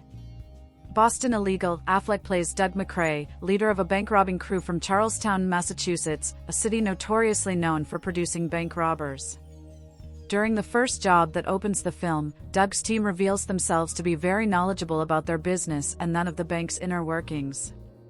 When one of the employees trips the alarm, loose cannon James Coughlin, Jeremy Renner, beats the assistant manager and takes bank manager Claire Kesey, Rebecca Hall, as a hostage. After releasing her, the crew discovers Claire lives in their neighborhood. James wants to send a message so she won't talk to anyone. However, unbeknownst to them, she has already met with FBI agent Adam Frawley, Jon Hamm. Doug decides he is better equipped to handle the situation. He sets up a chance encounter that evolves into an unexpected bond. As Doug and Claire get to know each other, the viewer learns of Doug's troubled upbringing and attempts are made by the writers to reveal he is really a good guy underneath it all in hopes that his stealing large amounts of taxpayer money, his shooting at law enforcement officials, and ultimately, his feeling that rules don't apply to him will be overlooked. He comes off as sympathetic and wants to get out of the life, but his last job is where everything falls apart, for his character and for the story. While Doug is staying at a hotel across the street from where the last job will take place, an unstable character in his life confronts him. Considering how well organized they have been and how close they come to getting caught earlier in the film, it's unbelievable anyone would have given this character any information about the job. Disappointing in its predictably, this character proves to be their undoing. A major problem with the story is its portrayal of women. From Doug's mom, who left him at an early age, to James' sister Krista, Blake Lively, who claims to have mothered Doug's daughter though he denies it, to even Claire, they all come off as very weak individuals easily manipulated by men. Claire is the worst, becoming complicit in Doug's crimes, even after she discovers Doug lied to her, but she fell for the guy. Although Doug is punished metaphorically, he gets off way too easy in comparison to his cohorts. What's insulting is he, and the writers, try to make amends with the audience by buying his redemption. It's a hollow, feel-good moment that I hope people don't accept because it means they too will have been bought off like Claire and become accomplices to Doug's crimes. As he proved on the superior Gone Baby Gone, Ben Affleck is a talented director. Every actor, including himself, delivers great performances. Even the small parts, like Chris Cooper as Doug's dad and Peter Postlethwaite as local crime boss Fergie, are deserving of recognition for their work. The action scenes are well choreographed and presented clearly on screen. While the script by Peter Craig and Affleck and Aaron Stockard is flawed, there are many good moments of humor and drama between the characters. The town does so many things right that it makes the film's flaws more glaring. However, I liked more about it than I disliked, so I offer a mild recommendation for it. This Ben Affleck-directed picture really suffers from an identity crisis, yet you'll be oddly enthralled. The Town, 2010, is one part heist movie and one part romantic drama, and it's this odd mesh of styles and stories that makes it as enticing as it is unusual, in no small due to some very smart storytelling from sophomore director Ben Affleck. The Town instantly thrusts you into the action of a bank robbery, with the focus being set solely on the manager of whom Ben Affleck falls for when following her as a part of his post-job insurance policy. From there, parallels in the humanity and inhumanity of Affleck, the bank robber, and Jon Hamm, the FBI agent, provide an intriguing backdrop for a feature-length game of cat and mouse. This story arc is positively enthralling, with the personal relationship between Affleck's character Doug McCrae and Jeremy Renner's James Coughlin stretching thinner as a result. It is here that the movie truly shines, as it is Renner's performance that truly stands out from the pack. Renner's hard-headed, borderline psychotic best friend character is one that is hard to feel empathy towards, which is important with regard to establishing the differences in criminality between McCrae and others, and is ultimately the largest force of emotion in the picture. This does, then, eliminate the love interest story arc from the top of the list of what is good and right about the film, and with good reason.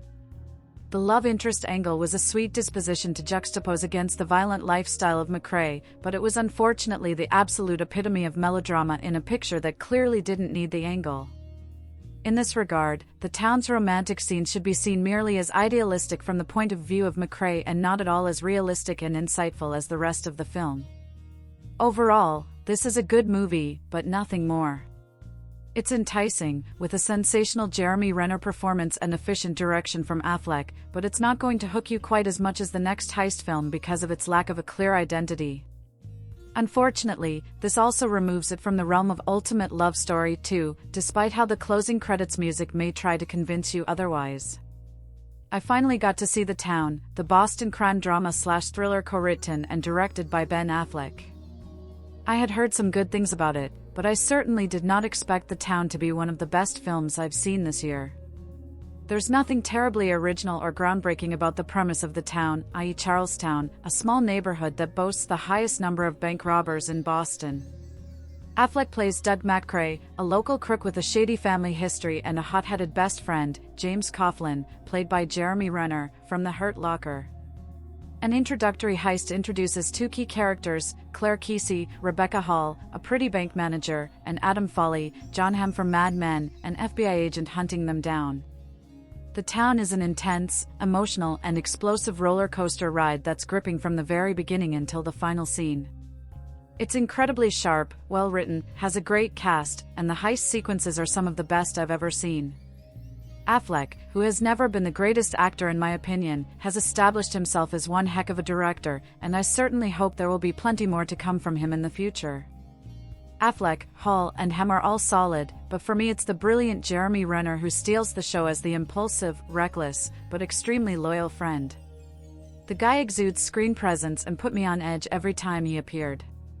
He was terrific in The Hurt Locker, where he was the good guy, but he's probably even more effective here as a villain of sorts. I was surprised the film didn't get more love from the voters on the Golden Globes, but I'm pleased to see that Renner got the nod for a Best Supporting Actor nomination, the film's only nomination. Another pleasant surprise was Gossip Girl's Blake Lively, who has a small but important role as the local skank. Lively has a tendency to annoy me on Gossip Girl, but I can't deny she was amazing in this. Well done. There's nothing I didn't like about this film.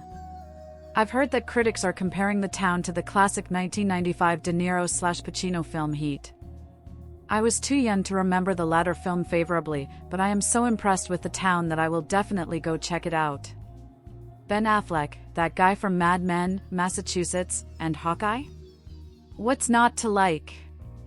Even though I had never seen the movie, I bought it for a Yankee swap with my family this past Christmas, because with a combination like that, how could you not be interested? And I know what you're thinking, and no, it's not a sequel to The Village, sadly, which will hopefully be made any day now. Let me clarify that this movie is about Charlestown, which is a neighborhood in Boston, Massachusetts. It's kind of confusing trying to figure out bullshit between neighborhoods and actual cities in Boston, the same way it makes no sense in Chicago either. Why won't they let me be in charge of this shit? Also, my research suggests that this was based on some book called Prince of Thieves. If you say so, Ben Affleck and Hawkeye, aka Jeremy Renner, are bank robbers in Charlestown, and to establish that, we see them robbing a bank. They interact with this one lady to get her to open the safe, played by Rebecca Hall, and end up taking her captive to buy themselves some leverage. They release her a little while later, but it's long enough that she is visibly unsettled, and has a hard time cooperating with the FBI guy, played by Jon Hamm, and she is all sad and stuff. Affleck wants to make sure that lady doesn't give away too much, so essentially stalks her, but turns on the Affleck charm, and they start a relationship. Obviously this bums out Hawkeye, and Jon Hamm doesn't know about it, but it's awkward for all parties involved.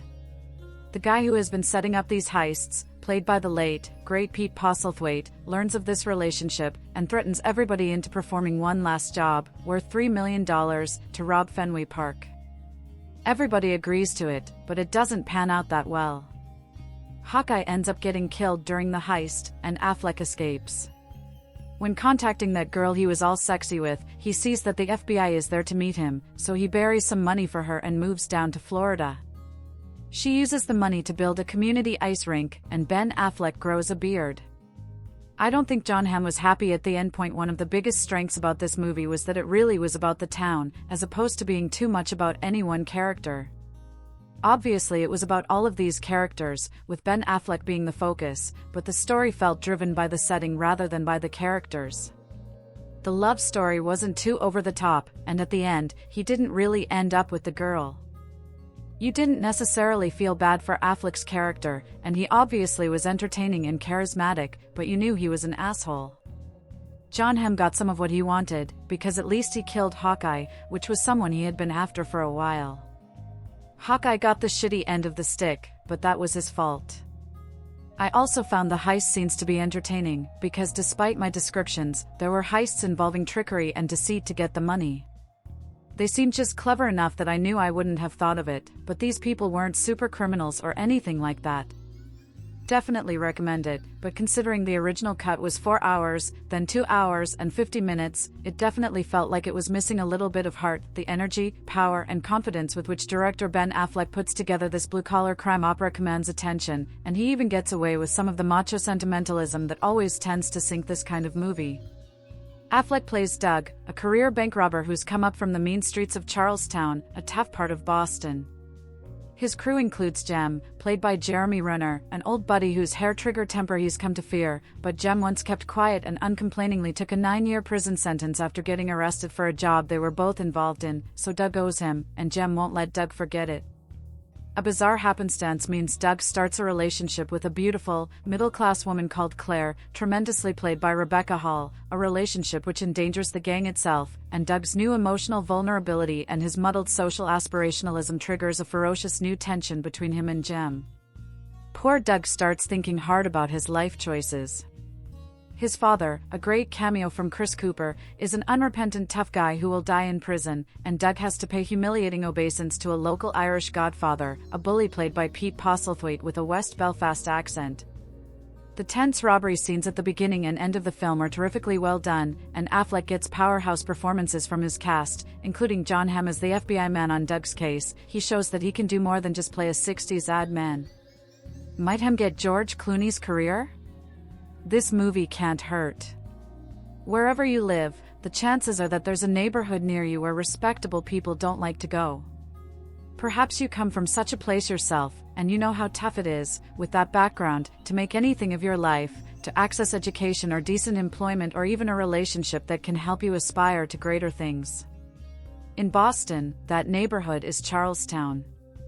Bank robbery is seen there as a trait passed down from father to son, we're told early in this film. Doug McCrae, Ben Affleck, comes from Charlestown and has put all the intelligence and talent that might have properly advantaged him elsewhere into being a good bank robber. His operations are well planned.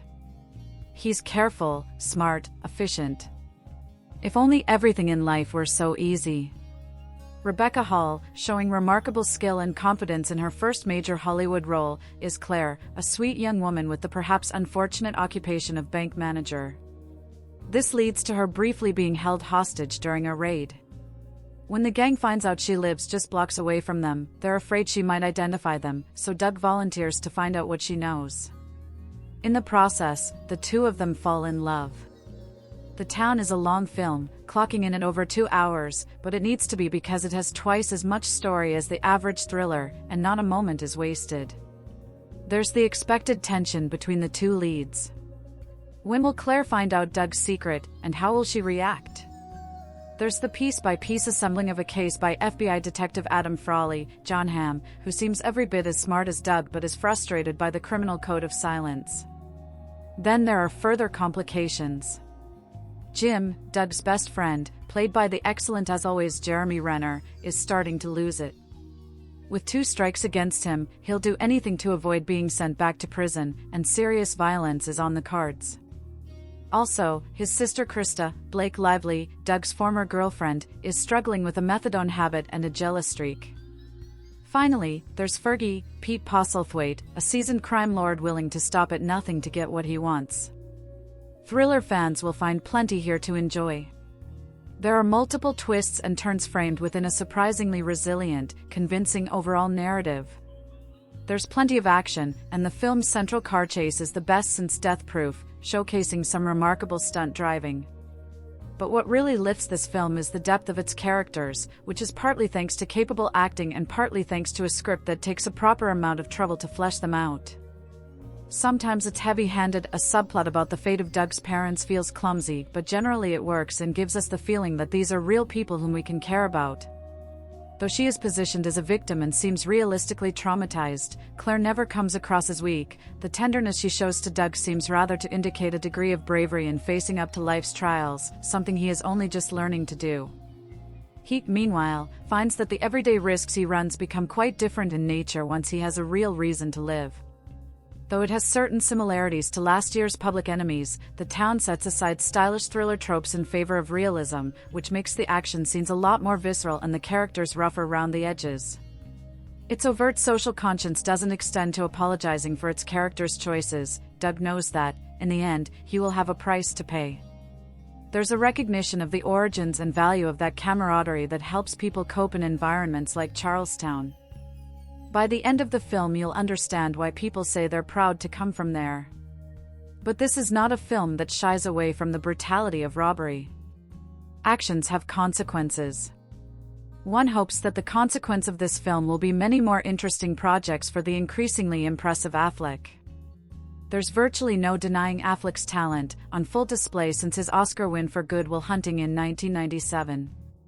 After Affleck's Oscar win, most regarded him as the latest greatest thing to hit Hollywood, despite the fact that the actor had been toiling around LA for a good 16 years when he finally hit it big with Good Will Hunting.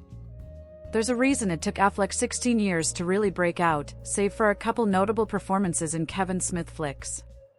For all his talent, and Affleck is immensely talented, the actor has often proven to be a lazy, unmotivated and self-absorbed actor who smirks and lounges his way through his cinematic endeavors.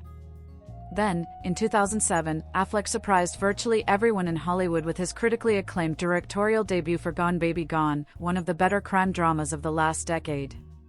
Was it marriage? Fatherhood?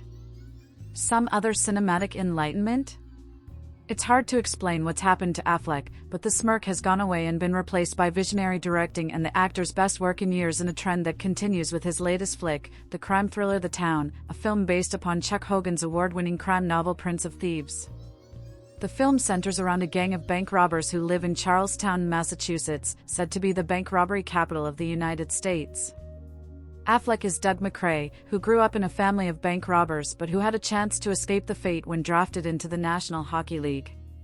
Equal parts ego and laziness sealed McCrae's fate, and, before long, he was following his father, Chris Cooper, in what amounts to a cameo, in the family business along with his best friend, Jem, Jeremy Renner, and Jem's little sister, a nearly unrecognizable Blake Lively, led by the neighborhood crime kingpin, Fergie, Pete Postlethwaite. The Town kicks off with a brutal bank robbery during which the bank's manager, Claire Kesey, Rebecca Hall, is taken hostage before being released unharmed a little bit later. Jem, however, isn't quite so comfortable with just letting Claire go on with her life and wants to go take care of things a little more completely. McCrae, on the other hand, won't hear of it and begins to tail the skittish woman to make sure she's been sufficiently spooked by the experience and won't be running off to the FBI, headed locally by Agent Frawley, Jon Hamm, who is eager to put this increasingly brutal gang behind bars. The Town manages to sell the most unlikely of romances, a spark of attraction between captor and their former captive who has no idea how they really first met. It seems an unlikely combination, but Affleck is the perfect blend of macho, bad guy bravado mixed in with just the right amount of conscience to make this all feel, at least slightly, like this outlandish romance really could and does happen. Rebecca Hall is Affleck's equal on the big screen, a remarkable blend of vulnerability and strength, determination and passion. The scenes between the two actors are both intense and deeply moving. Perhaps most astoundingly, this burgeoning relationship feels rich and alive despite Claire's woundedness and McCrae's big secret. Jeremy Renner, who finally got the kudos he's long deserved in last year's The Hurt Locker, takes what could have easily been a one-note role and gives a ferocious, spirited performance as the high-strung, frighteningly edgy Jem. As the FBI agent determined to track down this gang, Mad Men's Jon Hamm brings to mind the best of those old G-men flicks with their conflicted, driven characters and out-of-control egos. Completely abandoning any semblance of a gossip girl, Blake Lively is remarkable as the strung-out baby sister of Jem who's still in love with McCrae and trying despite herself to be a decent mother.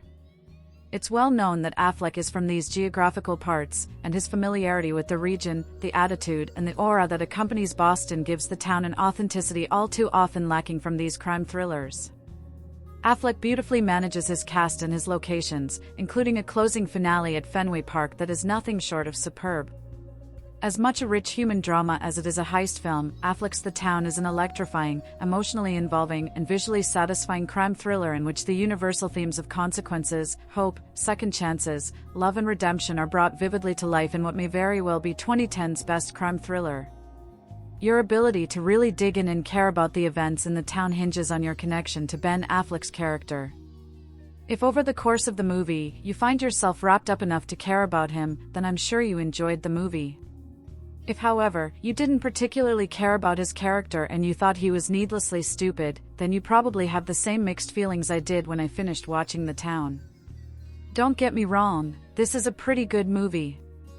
The acting is very good from most of the cast, with Jeremy Renner, Jon Hamm and Rebecca Hall leading in strong supporting roles. Pete Postlethwaite is fantastic in his limited screen time. Ben Affleck feels a bit out of place in some scenes, but he does a good job overall. A lot of my problem with his acting can be explained through his character's motivations, so I can overlook his presumed shortcomings and chalk them up to being the way he meant to do it. Affleck's direction is similar to his acting. There are flashes of real talent, but more often than not, the shot selection and editing are so incredibly mainstream and phoned in that any name from Paul W.S. Anderson to Michael Bay could be in front of the movie and no one would be the wiser. I'm all for Affleck branching out into directing, but at least have some sort of personal style. Despite every shortcoming, The Town is still worth watching for those interested in movies about small-time criminals trying to finish that last big score so they can leave town and start a clean life. Just don't expect it to add anything to that predefined plot line. Proving for a third time that his Oscar win back in 1998 for Good Will Hunting alongside hetero life mate Matt Damon was no fluke, his latest two writing endeavors find Ben Affleck with a new partner in crime, Aaron Stockard. With Affleck behind the lens first on Gone Baby Gone and now The Town, it's fair to say that behind the camera is a much better fit for him than trying to emote in front of it. Not that there's anything wrong with Affleck's acting skills, but his direction is just far more inspired than his acting chops. In fact, this may be one of the better performances we've seen from Affleck in years. Adapting Chuck Hogan's novel, Prince of Thieves, with a title change probably intended not to confuse people with the Robin Hood movie, we find that all the skill he brought to the table with Gone Baby Gone was no fluke. While it may not be my bet for this year's Best Picture, I certainly see a nomination in sight even if the ending is pretty much a standard issue happy Hollywood ending. Affleck stars as Doug McCrae, who has lived in Charlestown, Massachusetts his entire life. Growing up in the projects of Boston can be quite a burden, but the people seem to wear their inheritance on their sleeves. We learn from the opening sequence that Charlestown produces more bank robbers than anywhere else in the US. Doug is one of these. Doug and his friends Albert Glomsy Maglone, Gone Baby Gone's own Bubba, unofficial redshirt Desmond Elden, Owen Burke, and the loose cannon of the group, James Coughlin, Jeremy Renner, hot off of last year's Best Picture, The Hurt Locker, have just robbed a bank and taken Claire Kesey, Rebecca Hall, Vicky Cristina Barcelona and The Prestige, hostage. FBI SA Adam Frawley, Jon Hamm, Mad Men, working alongside partner Dino Kempio, Lost's Man in Black, Titus Welliver, are keeping tabs on these boys after they discover that one of them has some mighty interesting sick days at work, aside from the fact that Frawley knows they will never get 24-hour surveillance unless one of them converts to Islam. Meanwhile, Doug has confiscated Claire's driver's license during the robbery and starts stalking her to find out if she's a threat to keep James from tying up their loose end with a bullet. Obviously, Doug starts to fall for Claire after he learns enough that they're all in the clear, and he does everything in his power to keep her out of harm's way while Frawley keeps trying to get her to throw the whole gang under a bus. All the while, the boys are gearing up for one last job set up by local Irish florist gangster Fergie Colm, Pete Postlethwaite. Surprisingly, Affleck has learned quite well from a few of his past directors. From Kevin Smith, he seems to have picked up an ear for natural-sounding dialogue even if the accents can sometimes get in the way of understanding the conversations. And although Reindeer Games was a so-bad-it's-good type movie, he can direct the hell out of a chase sequence thanks to some time spent with John Frankenheimer.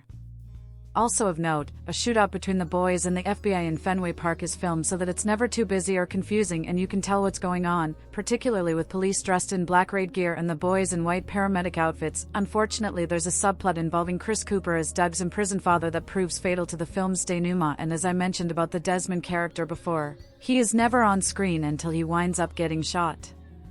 When a character isn't even given something to do during the action scenes, this should absolutely never come as a spoiler.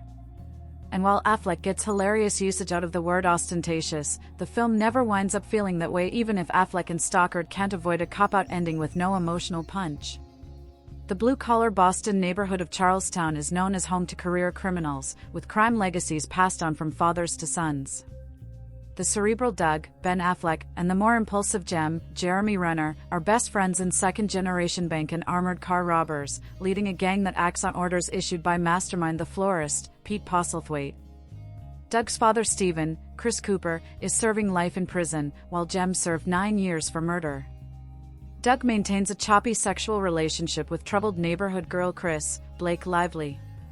The gang successfully robs a bank, but briefly sees manager Claire Kesey, Rebecca Hall, as a hostage. They are dismayed to later discover she lives near the neighborhood and may be able to identify them.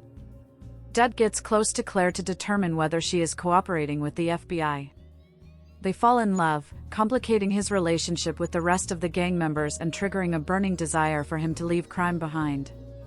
Meanwhile, Jem begins to exhibit more violent tendencies while FBI Special Agent Adam Frawley, Jon Hamm, starts to close in. Directed and co-written by Affleck, The Town is an adaptation of the Chuck Hogan book Prince of Thieves.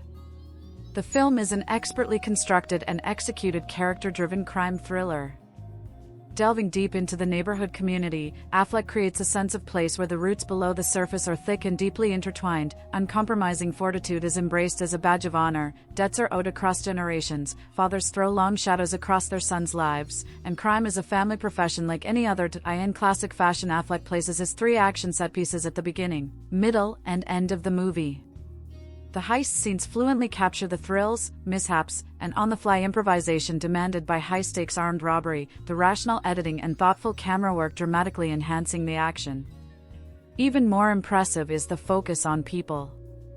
Affleck pulls the covers back on a social structure functioning within a set of unwritten codes. While Doug, Jem, Chris and their colleagues will never generate sympathy, Affleck does create understanding for men and women who only know what they know. Doug falling in love with outsider Claire and wanting out disrupts the natural order and sets off a disruptive and naturally violent chain reaction. The romance between Doug and Claire has to exist as the catalyst for change, but is perhaps the least convincing aspect of the film.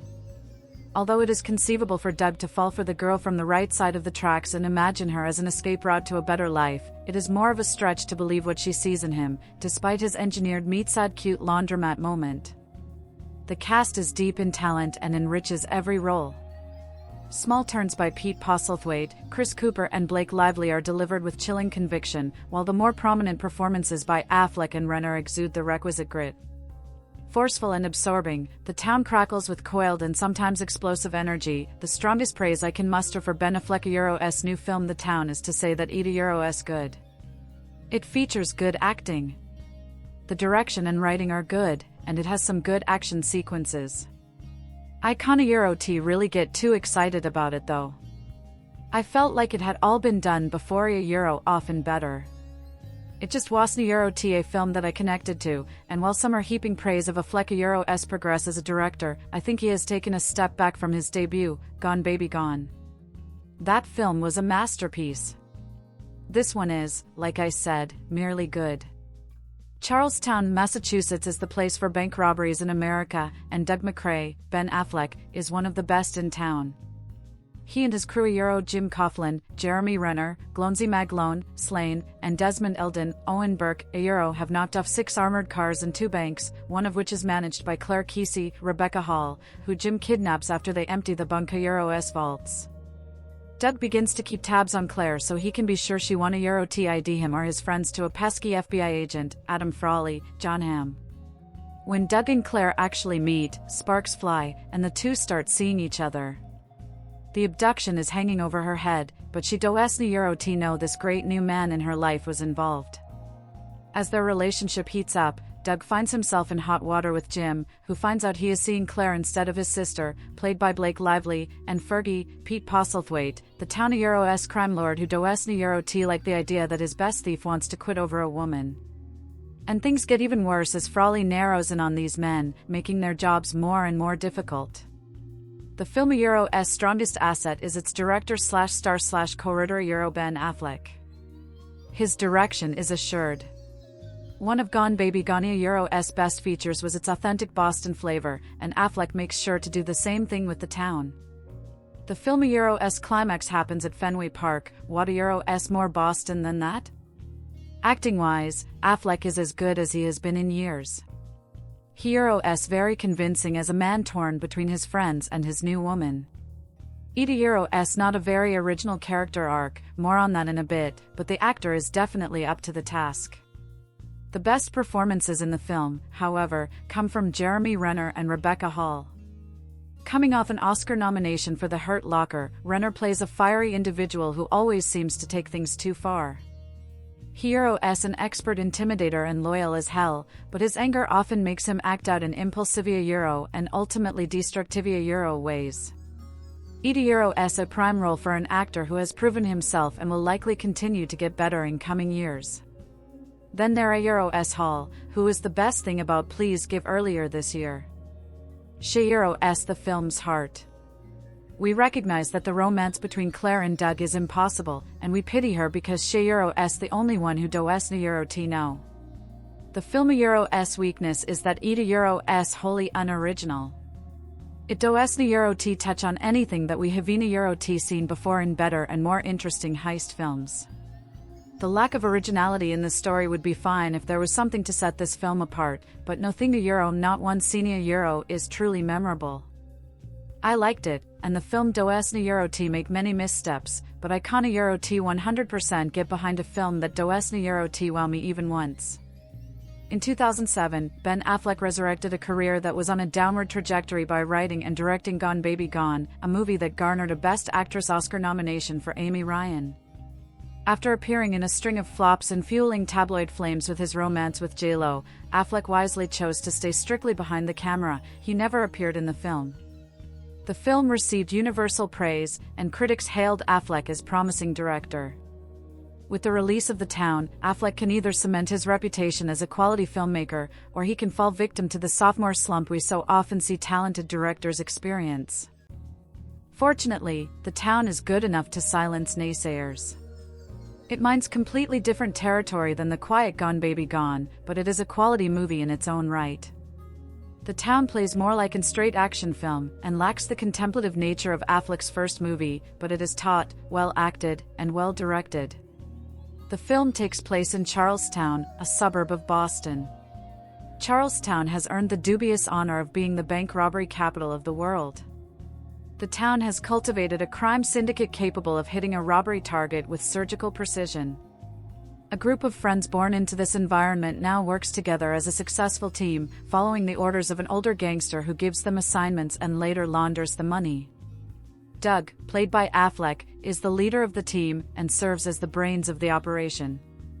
His loose cannon friend James, Jeremy Renner, is a convicted felon with an itchy trigger finger, and he has become more of a liability than an asset of late. There is a heightened tension between the two because Doug has become romantically interested in the bank manager from one of their recent hits. She has no idea who her suitor really is.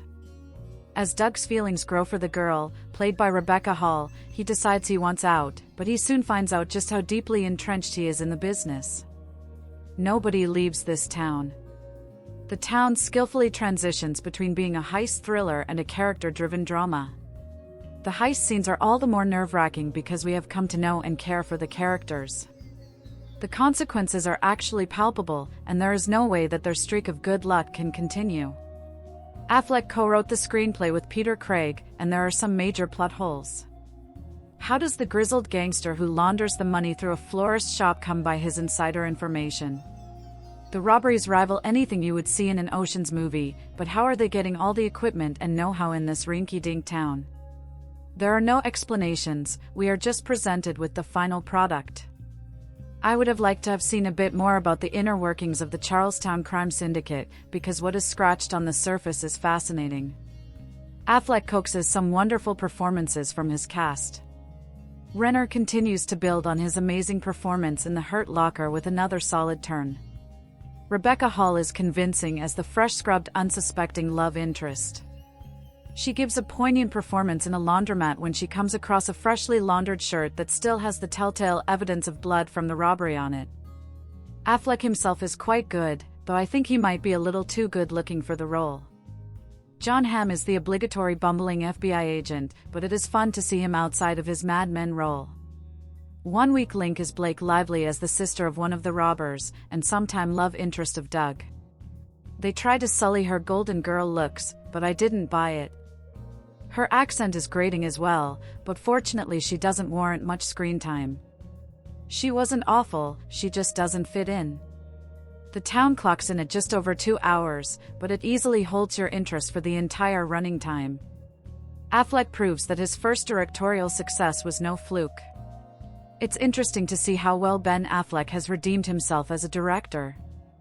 After seeing Gone Baby Gone 2 years ago, I was willing to forgive the actor his roles in bad films like Jersey Girl, Phantoms, and even Daredevil. I know he did Geely too, but I can never forgive him for that. His second film behind the camera, The Town, demonstrates that he isn't a one-hit wonder, but I have to admit that perhaps I am a bit disappointed. It isn't that The Town is a bad or even an average film, it's just one that I heard so much about that I had almost psyched myself up to watch.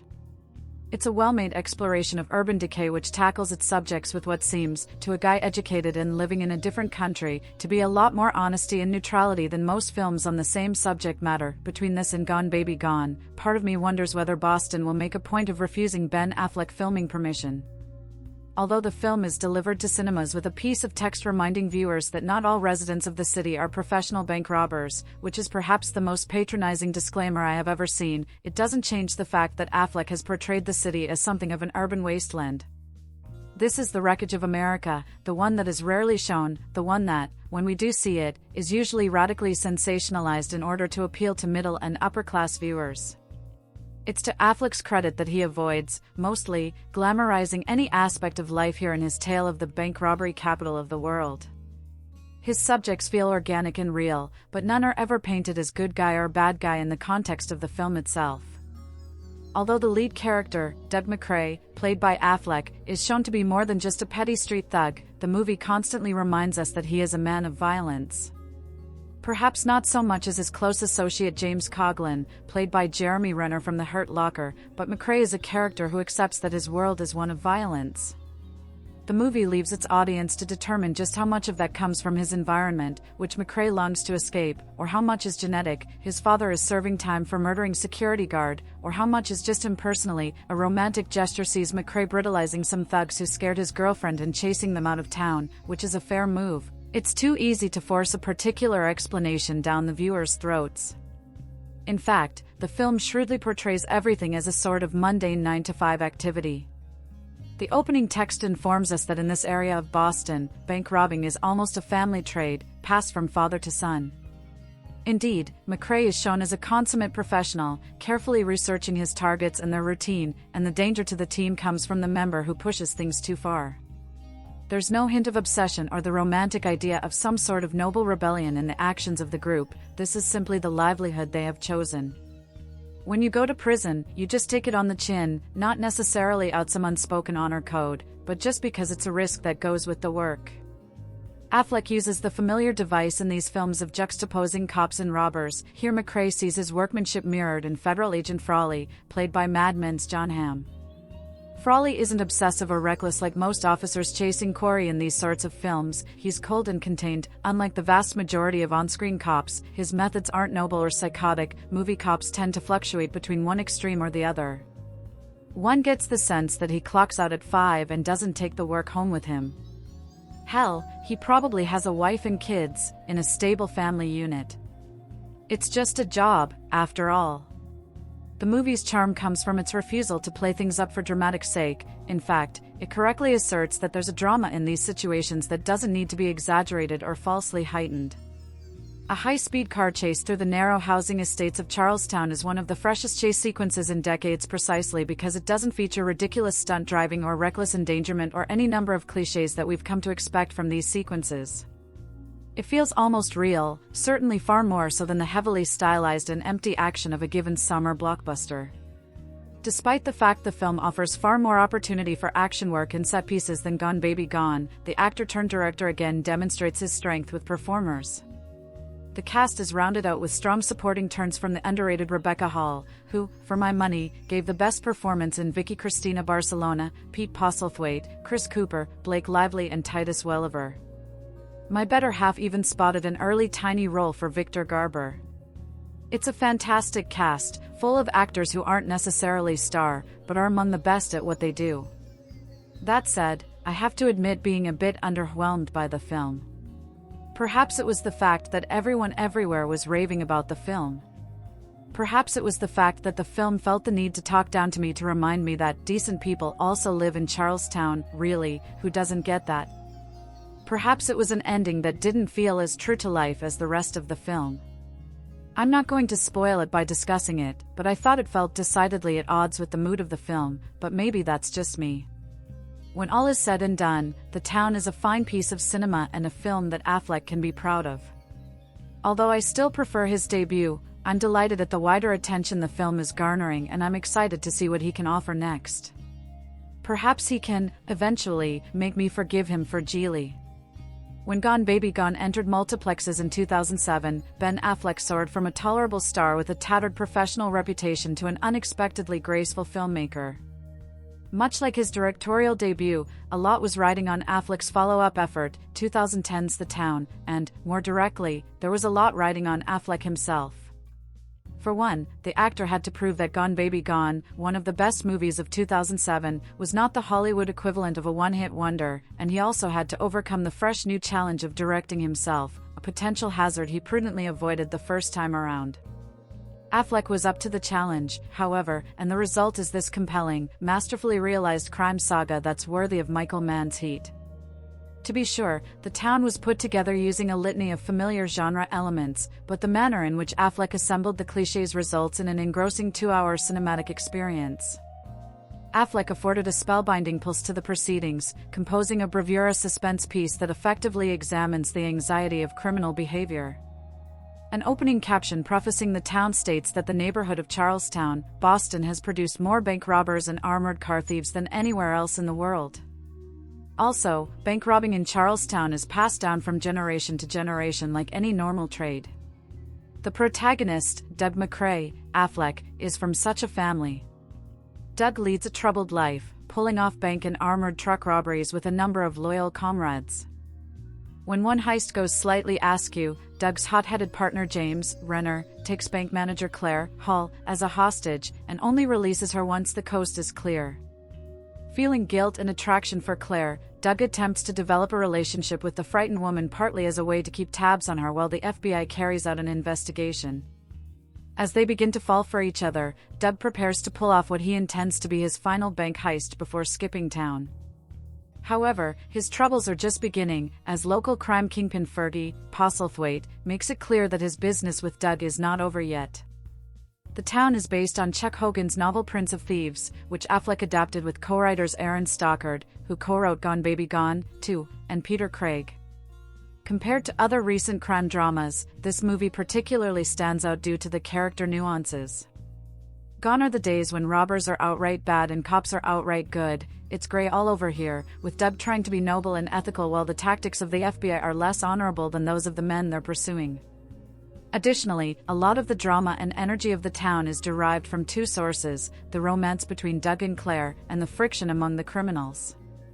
The film may not be as morally complex or thematically deep as Gone Baby Gone, but it demonstrates Affleck's capacity to tackle a more mainstream project. The filmmaker took a standard cops and robbers film fare, with a thief looking to go straight, a woman representing his last chance at a normal life, a dogged lawman out to catch the crook, and the proverbial one last job, and made well-worn genre tropes seem as real as any story you'd see on the news. 2007's Gone Baby Gone was a more insular thriller, permitting Affleck the opportunity to build as a filmmaker without the crushing burden of a bloated budget or a large scope. The Town further inches Affleck up the industry ladder, as this picture assumes a more commercial batting stance with a number of shootouts and heist sequences. Luckily, Affleck's additional acting duties did not impact his directorial skill. During his years as an actor, Affleck clearly studied those helming his various productions, and those lessons have paid dividends. The action sequences are bursting with intoxicating tension here, and are easy to follow. Affleck did not adopt rapid-fire cutting or shaky cam techniques.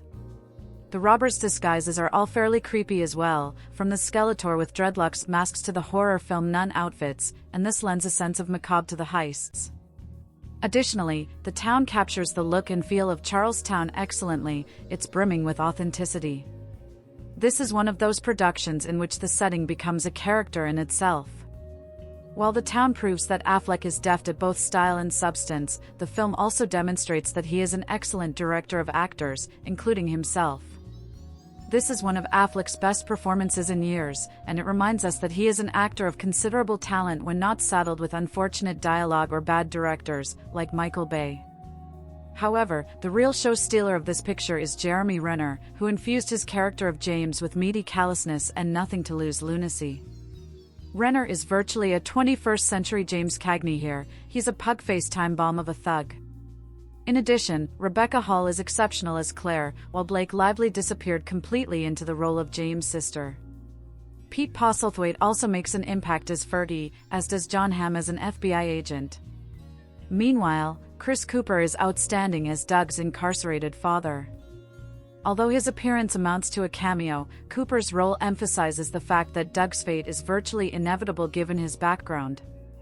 Fans of the crime genre should be very pleased with The Town, while other moviegoers should be happy to enjoy an adult-minded thriller after a summer of explosions and special effects. Whatever its minor flaws, this is a finely tuned instance of genre filmmaking and a turbulent story explored with a steady hand. The Town is positive proof that Affleck's directorial debut was no fluke, and it launches Affleck into the upper echelon of American filmmaking talent. Affleck also stars as Doug McCrae, the son of an incarcerated bank robber, Chris Cooper, who has been pulled into the business alongside the man whose family adopted him when his father was sent to prison. James Coughlin, Jeremy Renner, is a fairly hardened ex-con who has become increasingly unstable and, after a violent outburst at the film's first bank job, Doug decides to take ownership of a mess they have gotten themselves into. The opening heist is chaotic, yet focused. You can follow the action with minimal effort, and the excessive editing that often accompanies action films is left largely unused. During their hit, they take a hostage to ensure their safe escape. Claire Kesey, Rebecca Hall, is their liability. Although she has not seen them, she may know enough to trip them up. So, they agree she needs to be followed, but Doug takes the duty from James, whom he thinks will actually kill her if he discovers something amiss. While tracking her, Doug starts dating her and eventually falls in love. The entire cast works well together, though there's nothing particularly otherworldly about them. They all deserve praise, but not too much of it. Affleck isn't the weakest link, but he's the easiest target for derision. His character isn't exactly the most deep or vocally aggressive, but he handles himself well against the more bombastic members of his group. Renner is strong as the temperamental, aggressive cohort, but it's a performance we've seen from him before, though perhaps a little less maniacal. Ever since he got his start in Dahmer, he's been an actor to watch, and it's nice to see him get some recognition. Less impressive in his vulgarity and crassness, Pete Postlethwaite snarls his way through the film as the ringleader of the operation who doesn't want Doug leaving the group without his permission. Despite having one of the more complicated characters on television, Jon Hamm has not been given much room to work on the big screen. His roles in the remake of The Day the Earth Stood Still and this year's The A-Team, also playing as Special Agent, suggest that he's not being taken seriously as an actor of range, and, until he gets a more complex role than this, I don't really care much for him on film. Rebecca Hall is much better than I expected. She's done a lot of work in recent years, but everywhere I've seen her, Vicky Cristina Barcelona, The Prestige and Frost/Nixon, she's barely registered. Here she finally does, and if she can stick to this kind of role, or at least this quality of performance, she could have an excellent career. However, the one real achievement here is the strung-out single mother played by Blake Lively. Here's an actress who's clearly traded on her beauty for success, much like Megan Fox, but after this, you have to consider her a strong and capable actress. She wasn't bad in Sisterhood of the Traveling Pants, but here she makes a name for herself, and I really hope to see more like this out of her in the future. But the film's real MVP is Affleck as director, who has taken a potentially negligible screenplay and turned it into a capable, engaging film. I really would like to see him grow into other genres, but with this and Gone Baby Gone, I'm hoping we'll get to see more and, unlike several of his less talented actor-turned-director compatriots, I hope he's recognized by the Academy for it, if he can keep it up. Ben Affleck's second directorial effort, The Town, is another gritty tale of violence and classism centered in Boston. Much like his debut film Gone Baby Gone, the actor/director displays a sure hand behind the camera, erasing any doubts that he may have been a one-trick pony. Chronicling the Irish pride and segregated nature of Beantown through the knowing eyes of a local is what gives the film a very high feeling of authenticity. Even the leads seem as if they have dialed down their attractiveness to fit in with the hard-living lower-class peoples they are portraying. Affleck is the quiet anchor of the picture, playing a failed hockey star now relegated to bank heists to support himself. The flashy role goes to spark-plug Jeremy Renner, who is absolutely riveting as the hot-headed best friend that is prone to violent outbursts. It's Renner's idea to kidnap the female bank teller, Rebecca Hall, during the latest heist as collateral in their escape. Once the gang has released the hostage, they realize the girl is a local and she may be working with the FBI. Affleck assigns himself the role of following her around, which turns unexpectedly into a love affair based on a series of lies. Centering a story around characters that are victims of circumstance and environment are a common theme in these type of urban action/dramas. Rarely are they very good, yet Affleck and his co-writers Peter Craig and Aaron Stockard have adapted the source novel Prince of Thieves by author Chuck Hogan into a taunt series of tension-filled sequences ripe with intelligent dialogue and unexpected developments. A beautifully melancholy score from composers David Buckley and Harry Gregson Williams underscore the hardships and hard truths they very interesting characters are forced to face. A monologue delivered with pitch-perfect precision by Affleck about the disappearance of his mother is a gem and should be studied in acting classes from hereforth. Blake Lively is also playing against type as a local girl once sweet on Affleck's character but now stuck at 125 minutes. The Town feels a bit long yet not unfocused. If it were any shorter, the whole enterprise may have collapsed under the weight of the script.